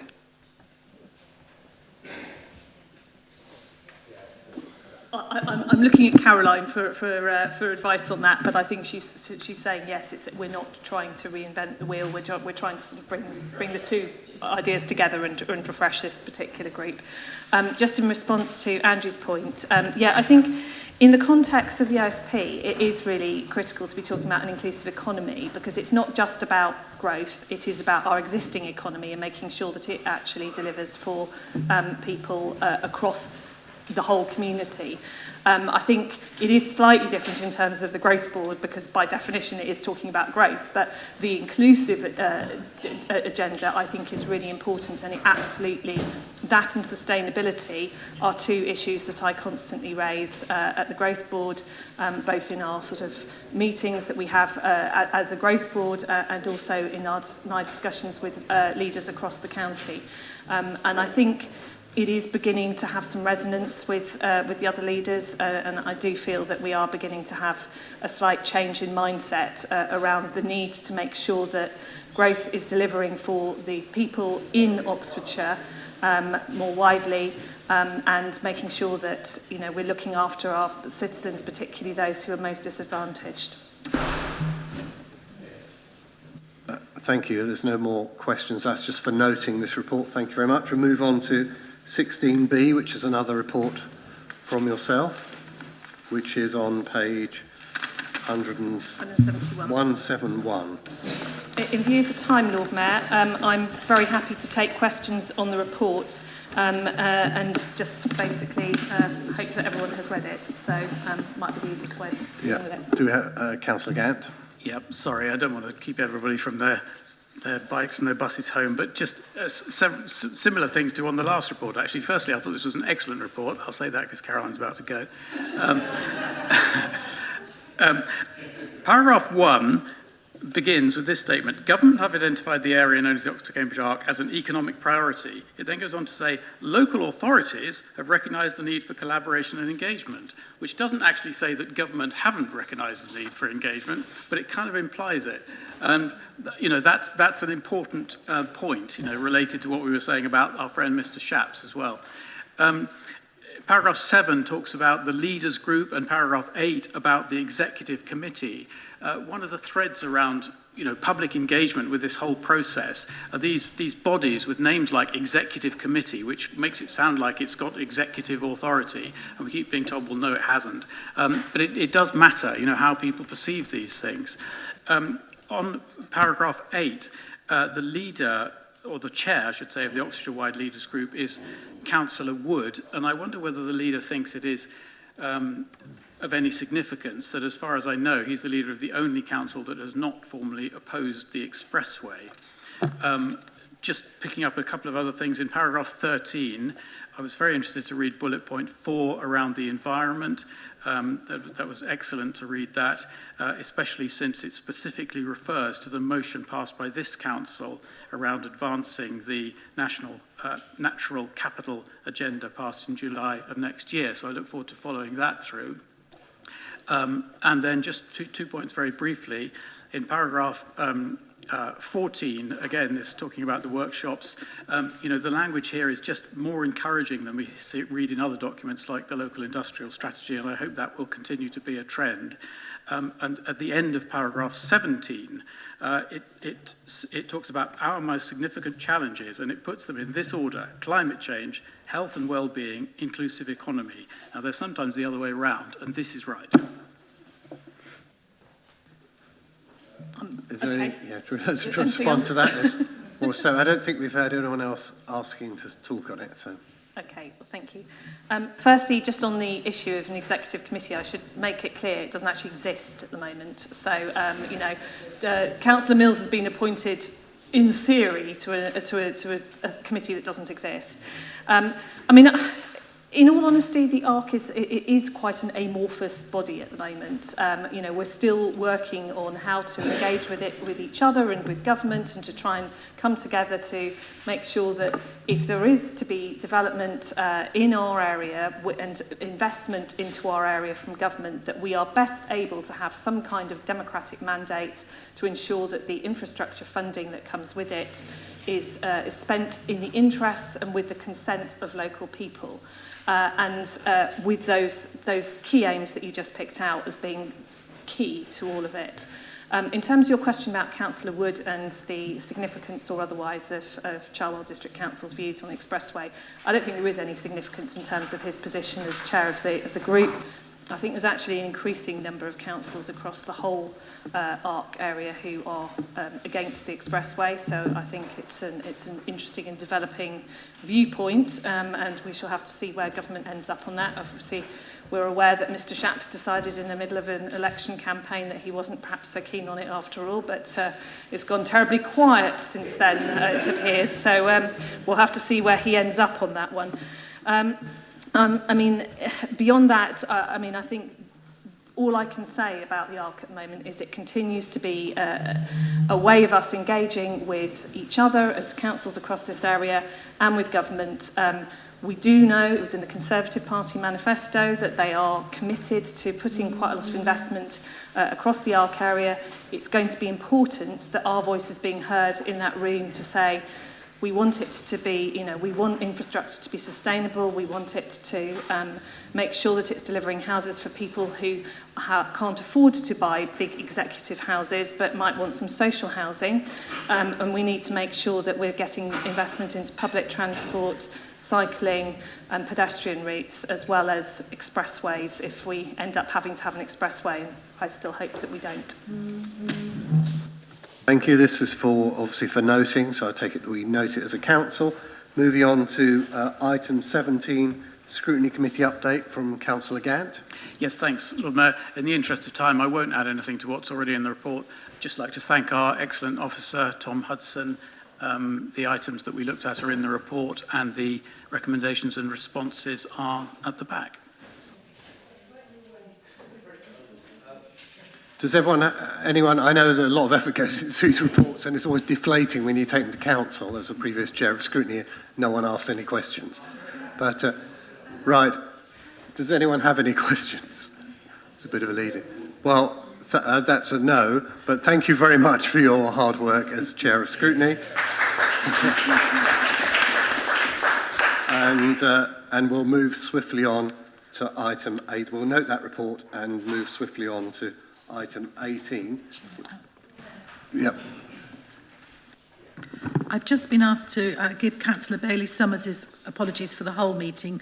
She's had a car breakdown in Basingstoke, so she won't be joining us at all this evening. And we were hanging on and lengthening the meeting just in the hope that she could make it. So, we can go faster now. Right, so item 18, it's for me to propose the first motion, and because Councillor Jafari Marbini's had to go home, I know Councillor Arshad's kindly agreed to present and second this motion, and Steph Garden is going to be also speaking to it. So, I'm proposing this motion on supporting refugee children. It's a cross-party motion, and thank you very much for support. I'm just going to propose it briefly from the chair. So, people may remember what was called the Dubs Amendment, which was to give refugee children the right to actually connect with members of their family wherever they were within the EU. So, for example, if a Syrian refugee went to Greece and knew that there was a brother or other family member within the UK, they had the right to move under something called the Dublin regulations to actually then join their sibling within the UK. And that was actually, when we came to the EU withdrawal bill in Theresa May's original bill, that right was included. So we continued the right that we already had under the EU, the Dublin regulations, into the withdrawal bill. When Boris Johnson's withdrawal bill came, that had been taken out. And so hence the so-called Dubs Amendment, the right of refugee children, was removed. Now, just to bring people up to date, because at the time I wrote this motion, the parliamentary timetable was saying that they wouldn't be discussing the withdrawal bill until starting today. In fact, they discussed it last week and passed it last week. However, the motion's worded still to push for regulations similar to the Dublin regulations to be agreed as part of the negotiations around the EU trade agreements, and to actually include that in the negotiations with the EU going forward. So all hope is not lost. In fact, the government has said, whether or not we can trust them is something else, that they will consider putting measures similar to the Dublin regulations and include them as part of the deal with the EU that they're negotiating at the moment. So I think that although the Lords tried to re-amend the withdrawal bill and it was thrown out by Parliament last week, I still think this is relevant as a motion because it asks us to continue to push government. And they have said they will include them again, but we don't know whether to trust them. So more pressure we can apply, the better. So I'll leave it at that as a more sort of factual introduction. I just say on a sort of personal note, obviously we've had Holocaust Memorial Day around sort of refugees and the treatment of refugees, and I spoke sort of personally about my own history and the fact that I come from sort of Jewish refugee stock. And in fact, I phoned my mother today, who's in her sort of late 80s, and she was I asked her, you know, your father who came across as a refugee, what age was he? And he was 17. He was an unaccompanied 17-year-old coming to this country. Now that shocked me because I'd assumed he was a young man and somewhat older. And he came to join his aunt who was here. So actually the Dublin regulations resonate very much with me, although where they came from wasn't in the EU. That principle is something I think we should preserve, because without that I wouldn't be here. So just to end on that personal note and hand over to seconder, Lubna Arshad, if you wanted to say anything. Thank you, Lord Mayor. I'm going to actually be speaking on behalf of Councillor Hosnia. So she writes, I lived through the Iran-Iraq war, a war in which Britain supplied Iraq with the raw materials for chemical weapons. I really struggled with being able to fall asleep at night because I was terrified of the nightly raids. The real fear was that we wouldn't wake up. The familiar sounds of my grandparents, aunts, uncles, which often woke us from a sleep, dispelled those fears. To think that as a country we are not going to be allowing traumatized refugee children, this basic comfort shames me. There are no safe routes for children to find safety in the UK. Staring into this crisis, a crisis not of resources but of compassion, means we have to confront some uncomfortable truths. The blue-eyed 4 to 5-year-old gets a lot more sympathy than the 15-year-old subjected to dehumanizing dental checks to prove that he is indeed a child. The fear of the brown or black other taking from us, stoked and strengthened through centuries of colonialism and imperialism, where we took from them, has got us here. We have all heard colleagues, relatives, and loved ones express such views. It is uncomfortable, but we need to confront our past and our own complicity in the current crisis of compassion to build a new story for our country, one in which every child is in need of safety can find it here.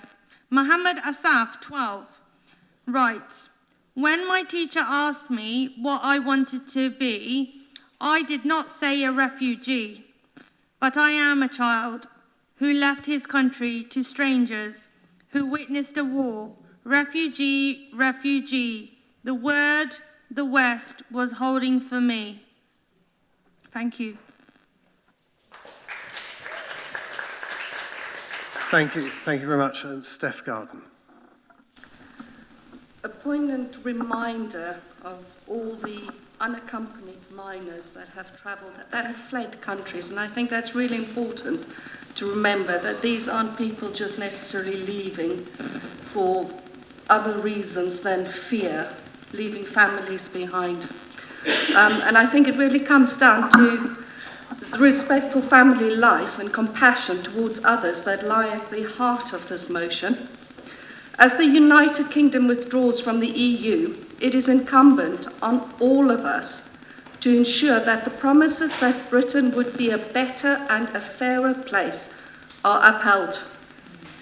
This government professes to uphold British values, British family values. These values should see families united through safe legal passage. We need to hold this government to account. We cannot accept the role of bystander. The government has to hear that the principle of the Dubs Amendment is supported by voters from across the country. We should support this motion. Thank you. Thank you very much.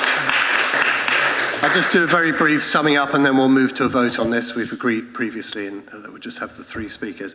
And the only thing I wanted to do is just put some numbers on that, because I forgot to mention, I did ask how many children were affected and essentially admitted under the Dublin regulations, and it was 400 into the UK last year, so significant numbers. And I tried to find out the figures for Oxford, and we don't differentiate between ones that children, asylum seekers and refugees that come in under the Dublin regulations or just come in through other means, but I can say it's 40 children in Oxford So it's significant numbers, and those figures came from Asylum Welcome, which people know is one of my good causes I'm supporting this year. So some of those would have come in under the Dublin regulations, but so we're still talking significant numbers who could be affected. So with that, I'll just like to move to a vote. Those in favour, please show. I think it's unanimous. Thank you very much for your support on that.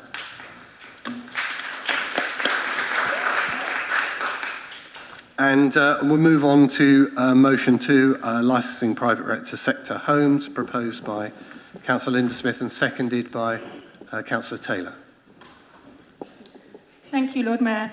This council was a pioneer in 2010 when it became the first local authority in England to require every HMO within its boundaries to be licensed. Since then, the City Council has been proactively inspecting HMOs in Oxford to ensure that landlords and agents are meeting the safety standards. Every year, the City Council carries out about 700 inspections of HMO properties in Oxford. Between 2011 and 2016, the City Council undertook 82 prosecutions and issued 47 formal cautions against rogue landlords and agents of HMOs. In 2017, the government gave local authorities the ability to issue financial penalties to rogue landlords and agents, and since then the City Council has issued 57 fines for offences relating to HMOs, including renting unlicensed, cramped and unsafe properties. The City Council ensures the HMO meets the government's minimum safety standards for homes, including the amount of space per person, the heating of the property, fire and electrical safety, and that the property has suitable kitchen, toilet and washing facilities for all the tenants. Pretty basic stuff, I hope you'll agree. The landlord or their property manager is a fit or proper person, i.e. that they have not committed any housing-related offences or crimes involving fraud, violence, drugs or certain sexual offences. And it ensures that the landlord or their property manager complies with the City Council's waste collection scheme for the storage and disposal of household waste at the HMO, something important in all our wards, I am sure. But there is now an emerging trend in Oxford of rogue landlords or their agents deliberately dodging the council's HMO licensing scheme and continuing to rent out dangerous or substandard properties to tenants. Some rogue landlords and agents who have been prosecuted or declared not a fit and proper person to hold an HMO licence have started renting their properties to single families or deliberately reducing the number of people living in the property to below the HMO threshold. There have also been cases in Oxford where landlords have rented to families or couples but deliberately set the rents at HMO levels, so tenants have to sublet the property in order to pay the bills. This is known as a rent-to-rent scam. A 2014... Okay, I'm going to move on.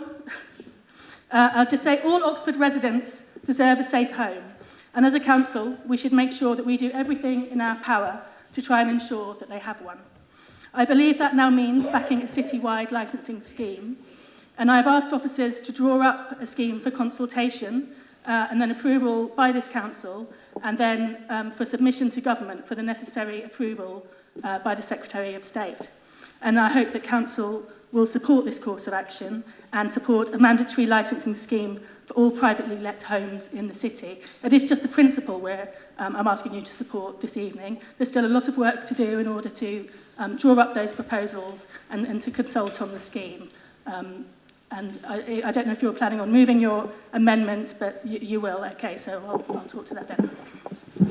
Thank you. And we'll have a Councillor Taylor. You can either speak now or reserve your right, and then we'll move to the amendment. No, I'll speak now. And Linda, thank you for proposing this important motion. I think we're all very, very well aware of the pressures on housing across the city and the difficulties that people have in finding affordable and suitable accommodation. Although there's processes whereby substandard private lets can be reported, the onus of doing this is on tenants who may not be confident around the processes, may not have English as a first language, or may be worried that if they complain that they're going to compromise their tenancy and thus be in a very vulnerable position. If you drive a car, the onus is on you to demonstrate that it's roadworthy via an annual MOT test. I think that's something that's very well accepted by those of us who, I probably shouldn't say it actually, who do drive. And it really doesn't seem too much of a leap that those who own houses that are privately rented shouldn't demonstrate that their accommodation is adequate and in a good state of repair. I'm sure that all responsible landlords will welcome this as an opportunity to ensure that their property is at an appropriate standard and make good any deficits. And I urge you all to support this motion. Thank you very much. Thank you. And we do have an amendment which has been indicated it's still going to be put, and I believe it's Councillor Wade who's proposing and Councillor Gant who's seconding. Would you like to propose your amendment? Yeah, thank you, Lord Mayor. I'm proposing this amendment in an attempt to improve this motion, not to stop the motion. It's to ensure that we as councillors can make an informed decision on the best possible evidence as to how we licence private rented sector properties, if indeed that is what we decide to do. We heard from Mohammed Sadiq Kalam earlier this evening, and he was a very important speaker because he said some of the things that members of the landlords community need to say and will say, and we need to hear them. We need to hear everybody. We particularly have to hear the tenants, we have to hear residents generally, we have to hear the people of Oxford. We represent them. But he was important tonight, and I heard him, and I think we all did. And we realised that what he was saying was very sensible and needed to be taken into account. If I can rewind for just a moment, because I know it's late. We have 60,000 homes in Oxford, 33 of which are believed to be privately rented. That's a huge proportion by any city standards in Britain. It is thought that 13% of these are in a state of disrepair, according to the most recent survey, which is now 6 years old, I'm afraid. That's about 2,600, we think, are probably in a poor state. So we will have to inspect 20,000 houses, which are probably in the private rented sector, and require improvements in about 2,600 of those, along with our HMO monitoring, which will of course continue. This is a huge undertaking, and I'm sure we all recognise that. Our group thinks that the MHCLG will want us to accompany our request for increased powers with exactly the kind of information that we're proposing in this amendment. I hope that colleagues across the chamber will support this amendment. The work that we're recommending will just make it much more likely that, assuming the evidence comes out in the way that we all hope it will, and that we can then begin to manage the private rented sector, we can introduce this licensing maybe with more assistance from the government than they've offered us at present. Thank you. Thank you. Councillor Gant, do you wish to speak now or reserve your right? I'll just speak very briefly because Liz has said it all. Yes, look, I mean, obviously this is an excellent idea and I'll be supporting the motion whether it's amended or not. But if it's amended, I think it will give us, a better motion.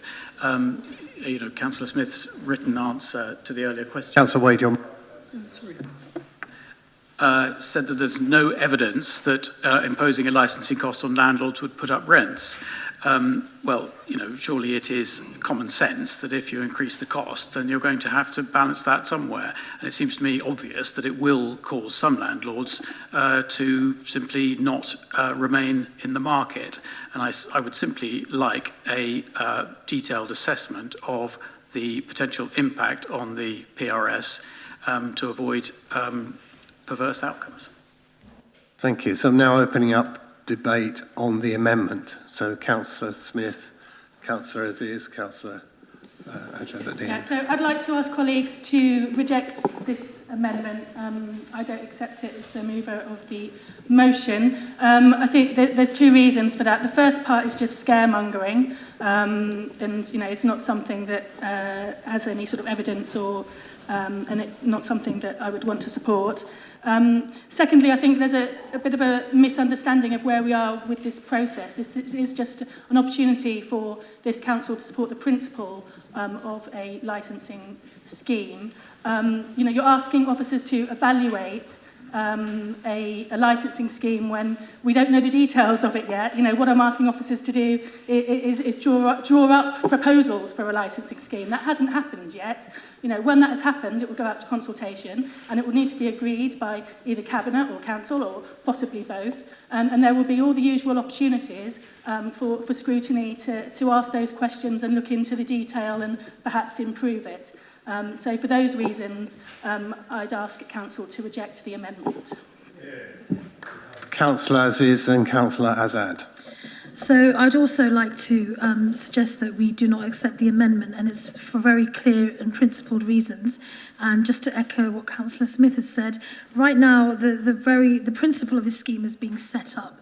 We will have plenty of time to scrutinise it and to look through the details, but I think it's wrong to add that amendment at this stage. And also, just to be extremely clear about this, as of when the government set up the Rogue Landlords Register, only 4 landlords across this country were referred to this register by 3 councils. This is simply unacceptable. And furthermore, in 2019, a Guardian article states very clearly that out of a tiny fraction of an estimated 10,500 rogue landlords, very few are being reported. So the onus of a local authority is to protect people's rights. And that's what this legislation should be about.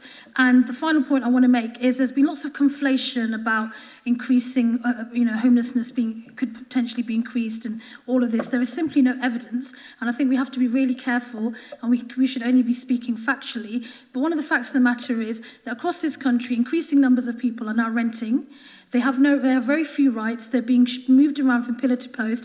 And I think Oxford should be leading the way as a city in terms of improving the rights of the people who live here. And I think that is what we should be doing. So thank you. Thank you. Just to say I have Councillor Azad, Councillor Wolfe and Councillor Hollingsworth, then I intend to draw the line under the debate on the amendment in the interest of time. Councillor Azad. Thank you very much, Lord Mayor. I just wanted to highlight that how these private rented properties, my father came in 1962. At that time, properties prices were about £3,000, £3,500. People worked really hard to earn their money and doing overtime to buy a few houses, which are worth £450,000 now. And they haven't come to them free. They have bought them, and now their forefathers or their fathers are letting their children to manage. And the other thing is making a selective licensing will scrutinize more landlords who are helping council to have rented properties and preventing homelessness. And there are a lot of evidence which can be proved that why license rent have been increased and people are complaining that they can't afford rent because of these legislation been put on landlords. And I do think that I've got so many other examples, even from tenants, how they've been treated by some of the legislation which council has put on landlord and tenants. For example, they've been told to stay in their houses, not to pay rent, unless landlords go to the court and get eviction order. And that takes about 6 months to do that. And after that, they've been told, unless bailiff comes to your house and you hand in the key, nobody can evict you. And by that time, some of the landlords are in debts of £10,000, £12,000, and tenants is suffering by the council and by the landlord. So I would request, even if rent-guaranteed schemes in my ward, nothing has been explained to landlord, nothing has been explained to tenants, and license agreement has been kept in the folder. By tenants are saying, this is the council's property, it's not city council private property. That confusion should be stopped and no selective licenses. City of Oxford is equal opportunity and everybody should be treated equally. Thank you. Councillor Wolf, and I'm sorry, Councillor Rowley, you have an opportunity to speak on the substantive, but I've drawn the line under the amendment. Councillor Wolf. Thank you, Lord Mayor. This is on the amendment, of course. As has been said, the private rented sector is hugely important in this city of all. I think more than 50% of the people in the city now rent.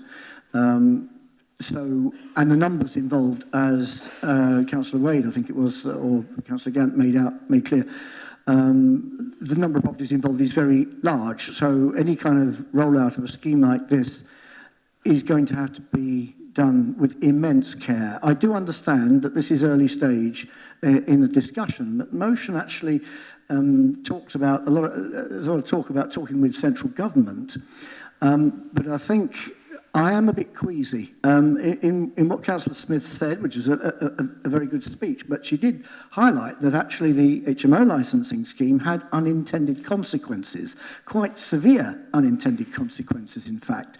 And it's the unintended consequences with policies that are kind of pushed through a bit too quickly that I'm worried about, and I'm concerned about the need for consultation with tenants, with landlords, of course, of different types, and of course there are some that have many properties and many who will be affected, some in this chamber who've just got, say, one.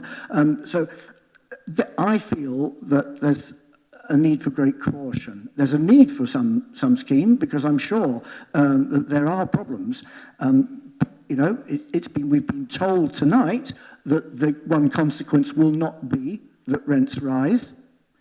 But I mean, I would want to see much more evidence that that is the case. I've got nothing before me at the moment, and we just passed a living rent motion. And we could be working, against each other. So I'm minded to support this amendment because I think it introduces a note of caution, which I think is appropriate at this stage. But at the same time, we are on a track to consider this sort of scheme. But I'm really worried about unintended consequences that can impact, particularly on the vulnerable. Thank you. Councillor Hollingsworth and the final speaker on this amendment. Thank you. I think it was Councillor Gant said that there is no evidence, and Councillor Wolf has just said there is no evidence. Well, you haven't seen it because you haven't looked. It took me 15 seconds using a well-known search engine to identify MHCLG's report, in a very extensive report, not a little one, several hundred pages, an independent review of the use and effectiveness of selective licensing schemes published in June 2019, updated in September 2019, page 78, paragraph 940. I will read it. And I just found this while the amendment was being moved. It's not difficult. Analysis Evaluation Office agency data on private rent levels in licensed areas does not support the claim that licensing has had a demonstrable effect on rent levels, with a reference if you want to look. On average, lower quartile rents in the areas interrogated increased by 274% over a representative 5-year period, during which licensing was introduced in each case, while the licence fee alone, spread over 60 months, would account for an average increase of less than 3%. Even in the minimum case, the rent increase over the 5-year period was over 22 times the increase that can be ascribed to the licence fee alone. This is compelling evidence that the impact of market forces on rent levels dwarfs that of the cost of a licence. There is evidence if you care to look for it. Thank you. So back to you, Councillor Wade, for a summing up of the amendment. Only very briefly, Lord Mayor. I'm not sure that the Google evidence that we've just heard is particularly relevant to the amendment that I've just proposed. I don't, well... Significant extra costs, you said. The evidence is there isn't. Seems quite relevant. The evidence for Google is not evidence that I would want to accept. Sorry. So, yeah. 23.6 of our Constitution requests councillors are polite and respectful. I would actually urge you to actually remind councillors of that. The Deputy Lord Mayor was just reminding me of the same point in the Constitution, and just to allow someone to sum up. Thank you. I'm not sure I'm prepared to sum up any further beyond saying that I think this amendment is important because it will improve the quality of the motion. It will improve the work that's done because it will be very clear what has to be done. I hope that other members in the chamber will agree that this is a useful way forward. If you don't, then I'm sorry and I apologise for wasting your time late on a Monday night, but it seemed important to me that we should do this, and I hope you'll hear that. Thank you. So we're just going to move to a vote on the amendment, which is on the bottom of page 63. Those in favour, please show.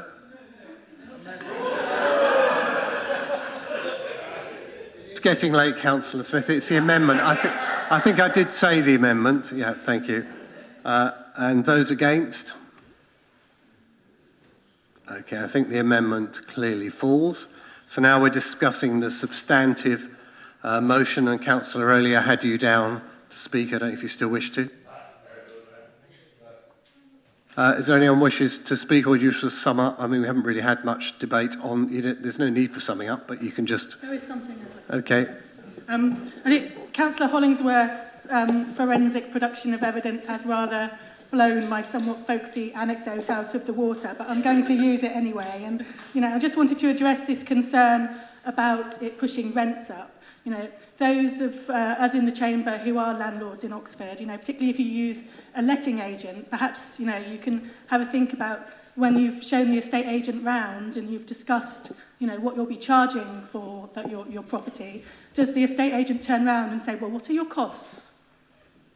Or do they base, the rent that you'll be asking on what people are able or prepared or feel they have to pay to secure that property? And I'll leave it there. Sorry, move to a vote now on the substantive motion, which is unamended. Those in favour, please show. And those against? And abstentions? Okay, thank you very much. Now moving on to the next motion, motion 3, car parking and vehicle management in the city centre. And I believe that's proposed by Councillor Gant with Councillor Tom Landell-Mills seconding. And we have an amendment from Councillor Hollingsworth. So let's hear from the proposer and seconder first. Thanks, Lord Mayor. I will be very brief. And may I just start by saying that I may potentially have to leave before the conclusion of this item, in which case, naturally, I will waive my right to sum up. I have to.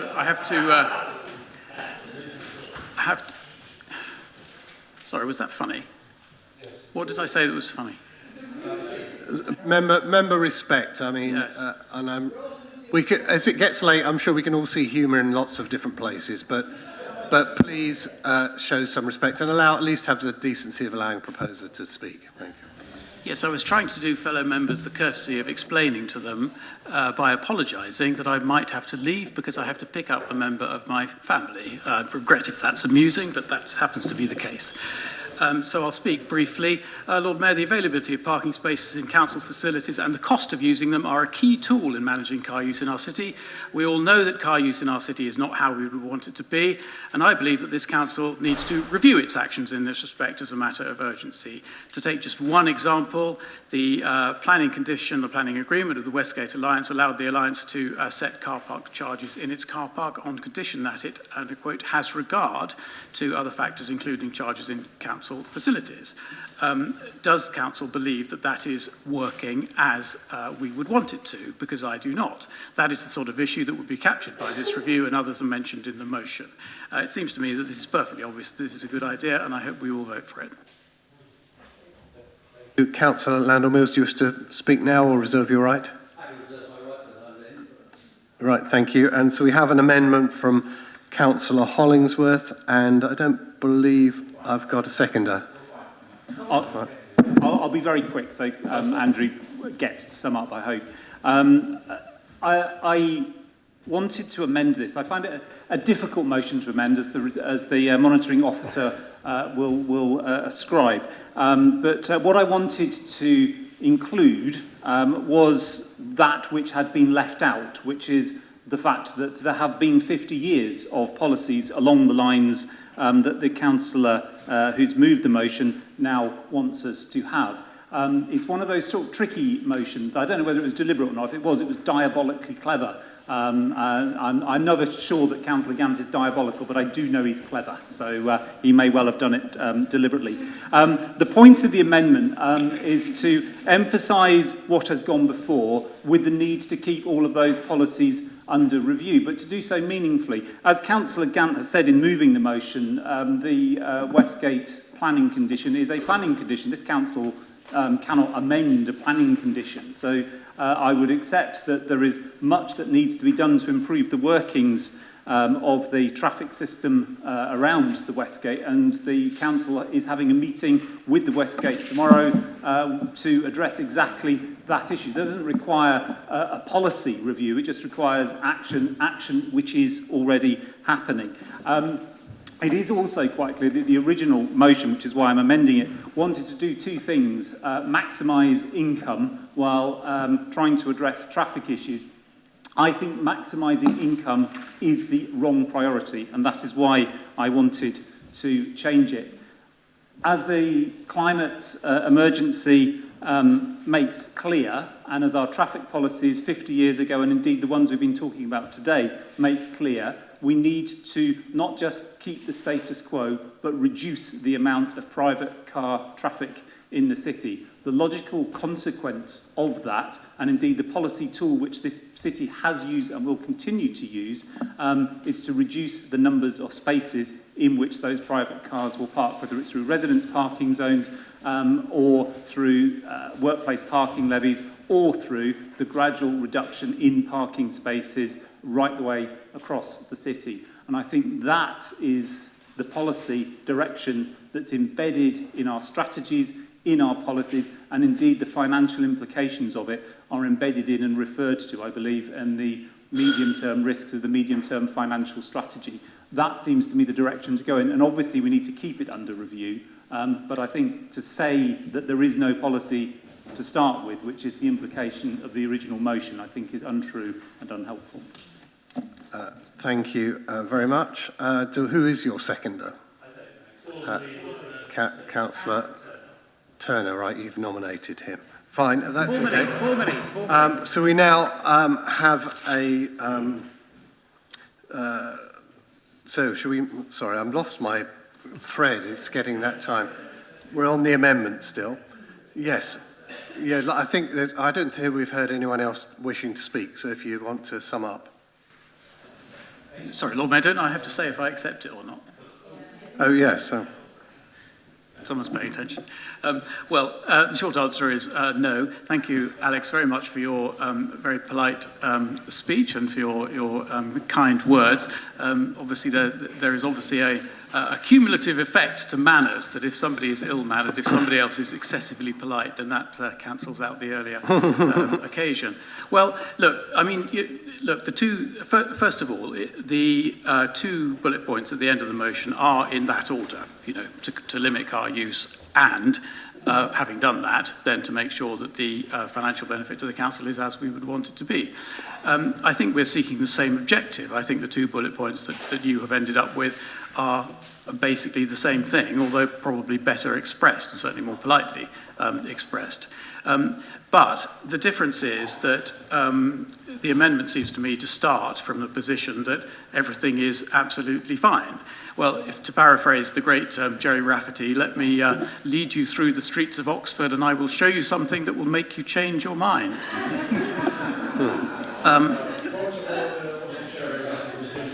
Wasn't it? Okay, we don't have we don't have any Jerry Rafferty fans, and I think people will point out the slight inaccuracy in your quote lyrics as well. Fair cop, Lord Mayor. Fair cop. Not really my field. Fair cop. But no, I can't support the amendment without the acknowledgement that the current situation is basically pretty dire. So I urge council to vote against it. Let's move to a vote on the amendment. I think we've had discussions given the time. So it's not been accepted, so now we can vote on the amendment. Those in favour, please raise their hands. And those against? And abstentions? Okay. So thank you for that. So that falls. Sorry, the amendment passes. Sorry, it is getting late. It's terrible. I've done about 4 public engagements today, so you excuse me for this. So we have the amended motion before us. Does anyone wish to speak on the substantive motion as amended by Councillor Hollingsworth's amendment? Shall we? We're going to, you have the right to sum up. Councillor Gand? No, thanks. Okay, so we're now voting on the motion as amended. Those in favour, please show. Those against? And abstentions? I think so that motion passes as amended. Thank you. So we have 10 minutes left. And we're on to motion 4, which is bicycle mares, proposed by Councillor Wolfe, and I will second that. So, Councillor Wolfe, would you like to? I'll try and be very brief, Lord Mayor.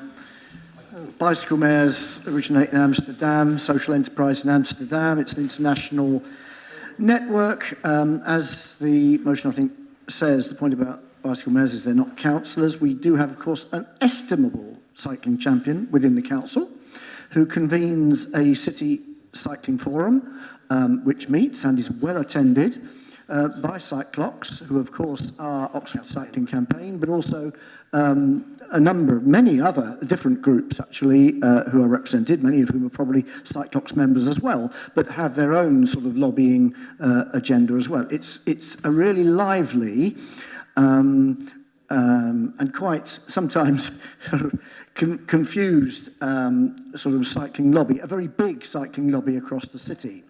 Councillor Upton's role is significant within the City Council, of course, and I think the main reason for bringing this is the idea that there's something to be said for being linked into an international network, particularly one that's based in Amsterdam.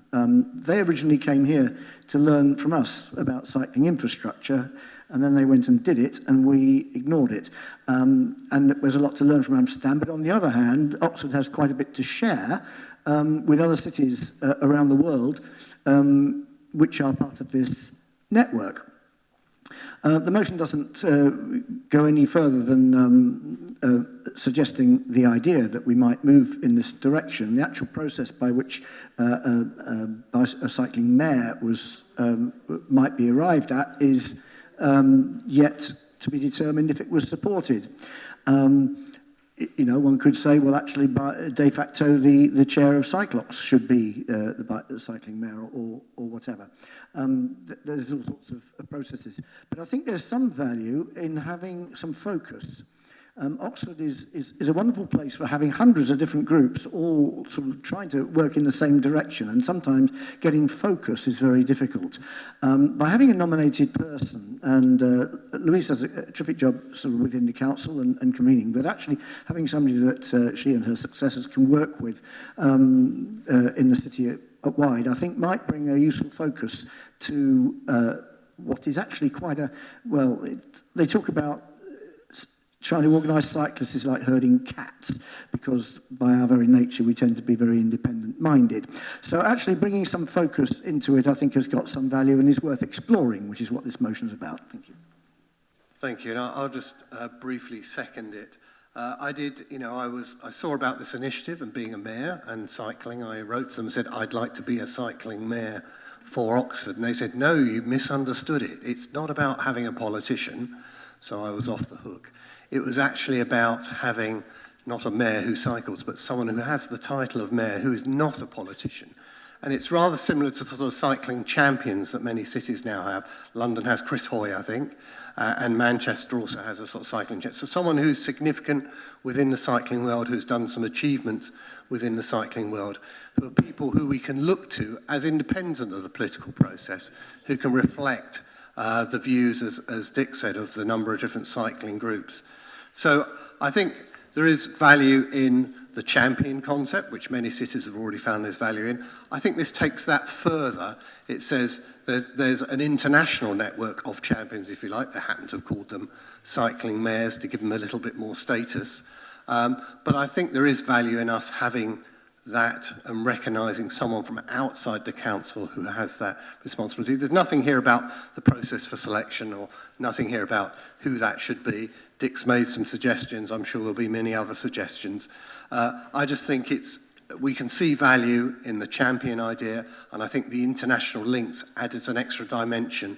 I'm sure there will be cycling mayors in Leiden and Bonn and our twin towns that we could link up to, because this initiative is spreading, has many hundreds of cycling mayors at the moment around the world. And so I'd very much like to be able to part of that network, to be able to knowledge share and do that. So nothing about the process, that's still to be decided, but I hope Council will support the idea. Yep. Thank you. I was a little bit cross you didn't run this past me first, but because you said so many nice things, Dick, I'll forgive you. Because it was actually you and I and Councillor Gant who formed the Scrutiny sub-panel that was instrumental in establishing the champion for cycling on the council. And I took on that role, and in that role, as Dick mentioned, I run single-handedly the cycling forum, which brings together cycling businesses, cycle campaign groups, cycling clubs, cycle shops, active travel groups from schools, the university's sustainable transport teams, also. So I hear from all of those people, and I am in a position to actually implement and act on the things I hear from them. So in addition to that, I engage very actively with the public health team at the county council in the School Streets initiative, which we're trying to make it possible for children to cycle and walk to school safely. I attend Cycle Crime Initiative with Thames Valley Police and the university's security services. It was me that first invited the Women's Tour of Britain organisers to come to Oxford and think about coming here, and that in the end resulted in the 3-year deal that the whole of Oxfordshire has. I've spent many hours wandering around the city centre with our city centre manager, identifying sites for new bicycle parking. 160 are going to go in just as soon as the county council allow us to put them on the pavements. That's going to be phase 1. Phase 2 will happen later this year with another couple of hundred. I met the Minister of Transport to talk about cycling funding last year, cycling infrastructure funding.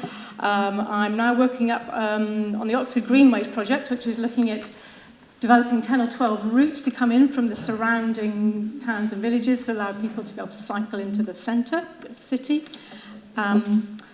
As you know, I'm talking with Active Oxfordshire about trying to develop perhaps some kind of junior cycling champion as part of the Tour of Britain Legacy programme. To be honest, I think I actually spend more time with the local British cycling rep than I do with my own husband. I'm probably... Don't tell him. Yeah, and probably the only thing I'm not doing that a cycling mayor would do is ringing up the Oxford Mail every week to tell them what I am doing. So, although in general I am in favour of anything that helps and promotes cycling, I have to say that I'm opposing this motion because it cuts across what I already do in identifying and leading cycling projects locally, and I don't think, I don't want to bounce the council into agreeing a position that would largely overlap with what I already do.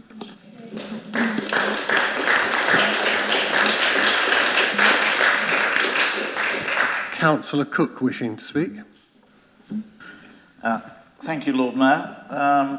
When you want focus, use some glasses. There's no point seeing double. We already have a champion in our midst, and she's very good. We already have a cycling mayor. He's up there. Last year, it was me. A couple of years before that, it was Mary Clarkson. Before that, Susanna Pressel, John Tanner. Bob Price, Alan Pope, and probably the first one of them all, John Power. Now, at the fear of starting a line of I'm Spartacus and others standing up to say the same, no, I'm the cycling man. No, I think we ought to leave it to someone who's doing an excellent job, Councillor Louise Upton. Thank you. I haven't got anyone else who wants to speak, and so, Dick, would you like to sum up? Not really. But we put it for you. I mean, you heard how it originated. Craig would have liked to have been a cycling mayor, but couldn't. And if we're going to be linked into that international network, it can't be a councillor. So, I mean, absolutely, I agree. And you've told me things that you're doing that I didn't even know you were. So that's something you don't even I don't know, and I thought I knew a lot. But but I still think it's something that we could think about looking at as a way of linking into an international network.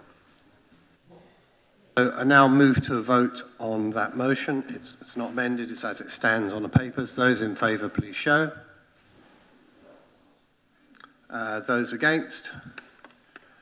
And abstentions? So I think that motion falls. Now, how are we doing for time? Because I got the time slightly wrong.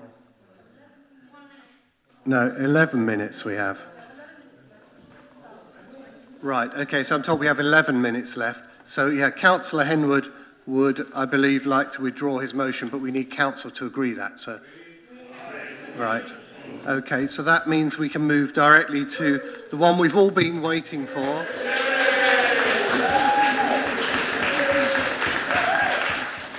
As long as I've been on the council, Councillor Tanner's been trying to get this motion through. So, Councillor Tanner, the floor is yours. This has been oven ready for a long time. We are busy as a country replacing our Trident missile system, nuclear missile system, and it's going to cost us more than twice as much as the cost of HS2. That's the scale of the spend. It's unnecessary, it's outdated, and it's ineffective. It is highly likely that the submarine system can now be detected from space, and that any potential enemies will know very well exactly where our missile submarines are, and therefore they can be destroyed. We hope that it will never be used. And most countries in the world, and this is the main point, Lord Mayor, most countries in the world get by very happily without having nuclear weapons. And it includes Germany and Japan and Ireland and lots and lots of countries around the world who don't, most countries, the overwhelming number, do not have nuclear weapons. And in the Non-Proliferation Treaty, we already have a commitment to reduce nuclear weapons and to restrict the number of countries that are having them. In fact, we see a steady increase in the number of countries that are having them, and we simply, what this motion does is to listen to the majority of countries and the majority of the people in the world and say, well, we should support the motion that prohibits nuclear weapons. Because if we don't take action, then every generation, every government will want to renew these terrible weapons. And just to remind ourselves, we're talking about, at the moment, 4 submarines, each with 8 missiles and 5 warheads. And each of those warheads has 8 times the destructive power of Hiroshima. 8 times. If they were ever to be used, it would be the impact of the climate emergency, but very, very quickly. There would be, if there's ever a nuclear exchange, there would be winter, permanent winter across the planet, and we will all starve to death. I mean, that's what we're talking about.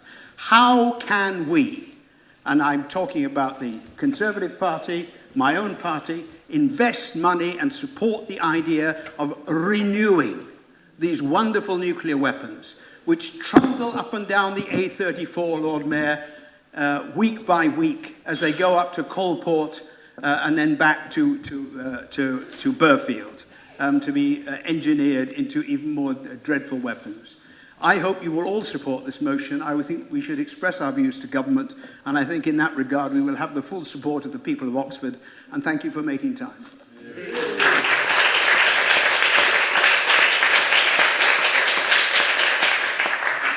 Yes, so Councillor Gotch, I saw Councillor Wolfe, Councillor Rowley. A seconder. I need a seconder first. Well, I think it's Councillor Tanner to determine his seconder, since it's a Labour motion. Councillor Rush. So, Councillor Rush, would you like to speak or reserve your right? I will speak briefly. I think we've had two beautiful speeches tonight about why we should be doing this. I really thank John for bringing and being patient with this motion and bringing it to the council. I think the last motion of his that I seconded was on twinning, and both of them show our internationalist responsibilities as a council, and both might attract the question of why, as a city council, we should think in this international way. I think we heard very brilliantly from our earlier speaker that this really stands in an Oxford tradition of peace. We know that the city, through the university, has produced more than its fair share of viceroys and colonial administrators and maybe a war criminal or two. But it's also the city of the Oxford Peace Pledge and the campaign against the Oxfordshire missiles. It's the Oxford Project for Peace Studies. We've got some brilliant Quakers here and all that sort of thing. And this is our history and it's our proud tradition. And it does matter what Oxford says on an issue like this. The collective will of Oxford, as John Tanner said, is expressed in this chamber, and I think it can have an impact on an issue as big as this. And I also think that this motion contains a very practical element. It adds to the voice of those people clamouring for disarmament and peace. We can't make the decision, but we can influence those who can. And this asks our MPs, both of our MPs in the city, to be two solid voices for disarmament in the Houses of Parliament. So I'm really, really proud to second this motion and to renew our commitment to being a nuclear-free voice and to call for a nuclear-free world. And in voting for this motion, you too can stand in that great Oxford tradition of peace. Thank you. Thank you. So I have Gotch, Wolfe, Rowley wanting to speak, and we don't have enough time, and the more hands going up, we don't have enough time unless we either move straight to a vote now or agree to extend the time to allow those speakers. So show of hands, who wants to move to a vote? So I think that's overwhelming. So we now will move to a vote. And thank you again, Councillor Henwood, for withdrawing your motion. I think, so thank you for that. Thank you. And let's now move to a vote. Those in favour of motion 6, international treaty.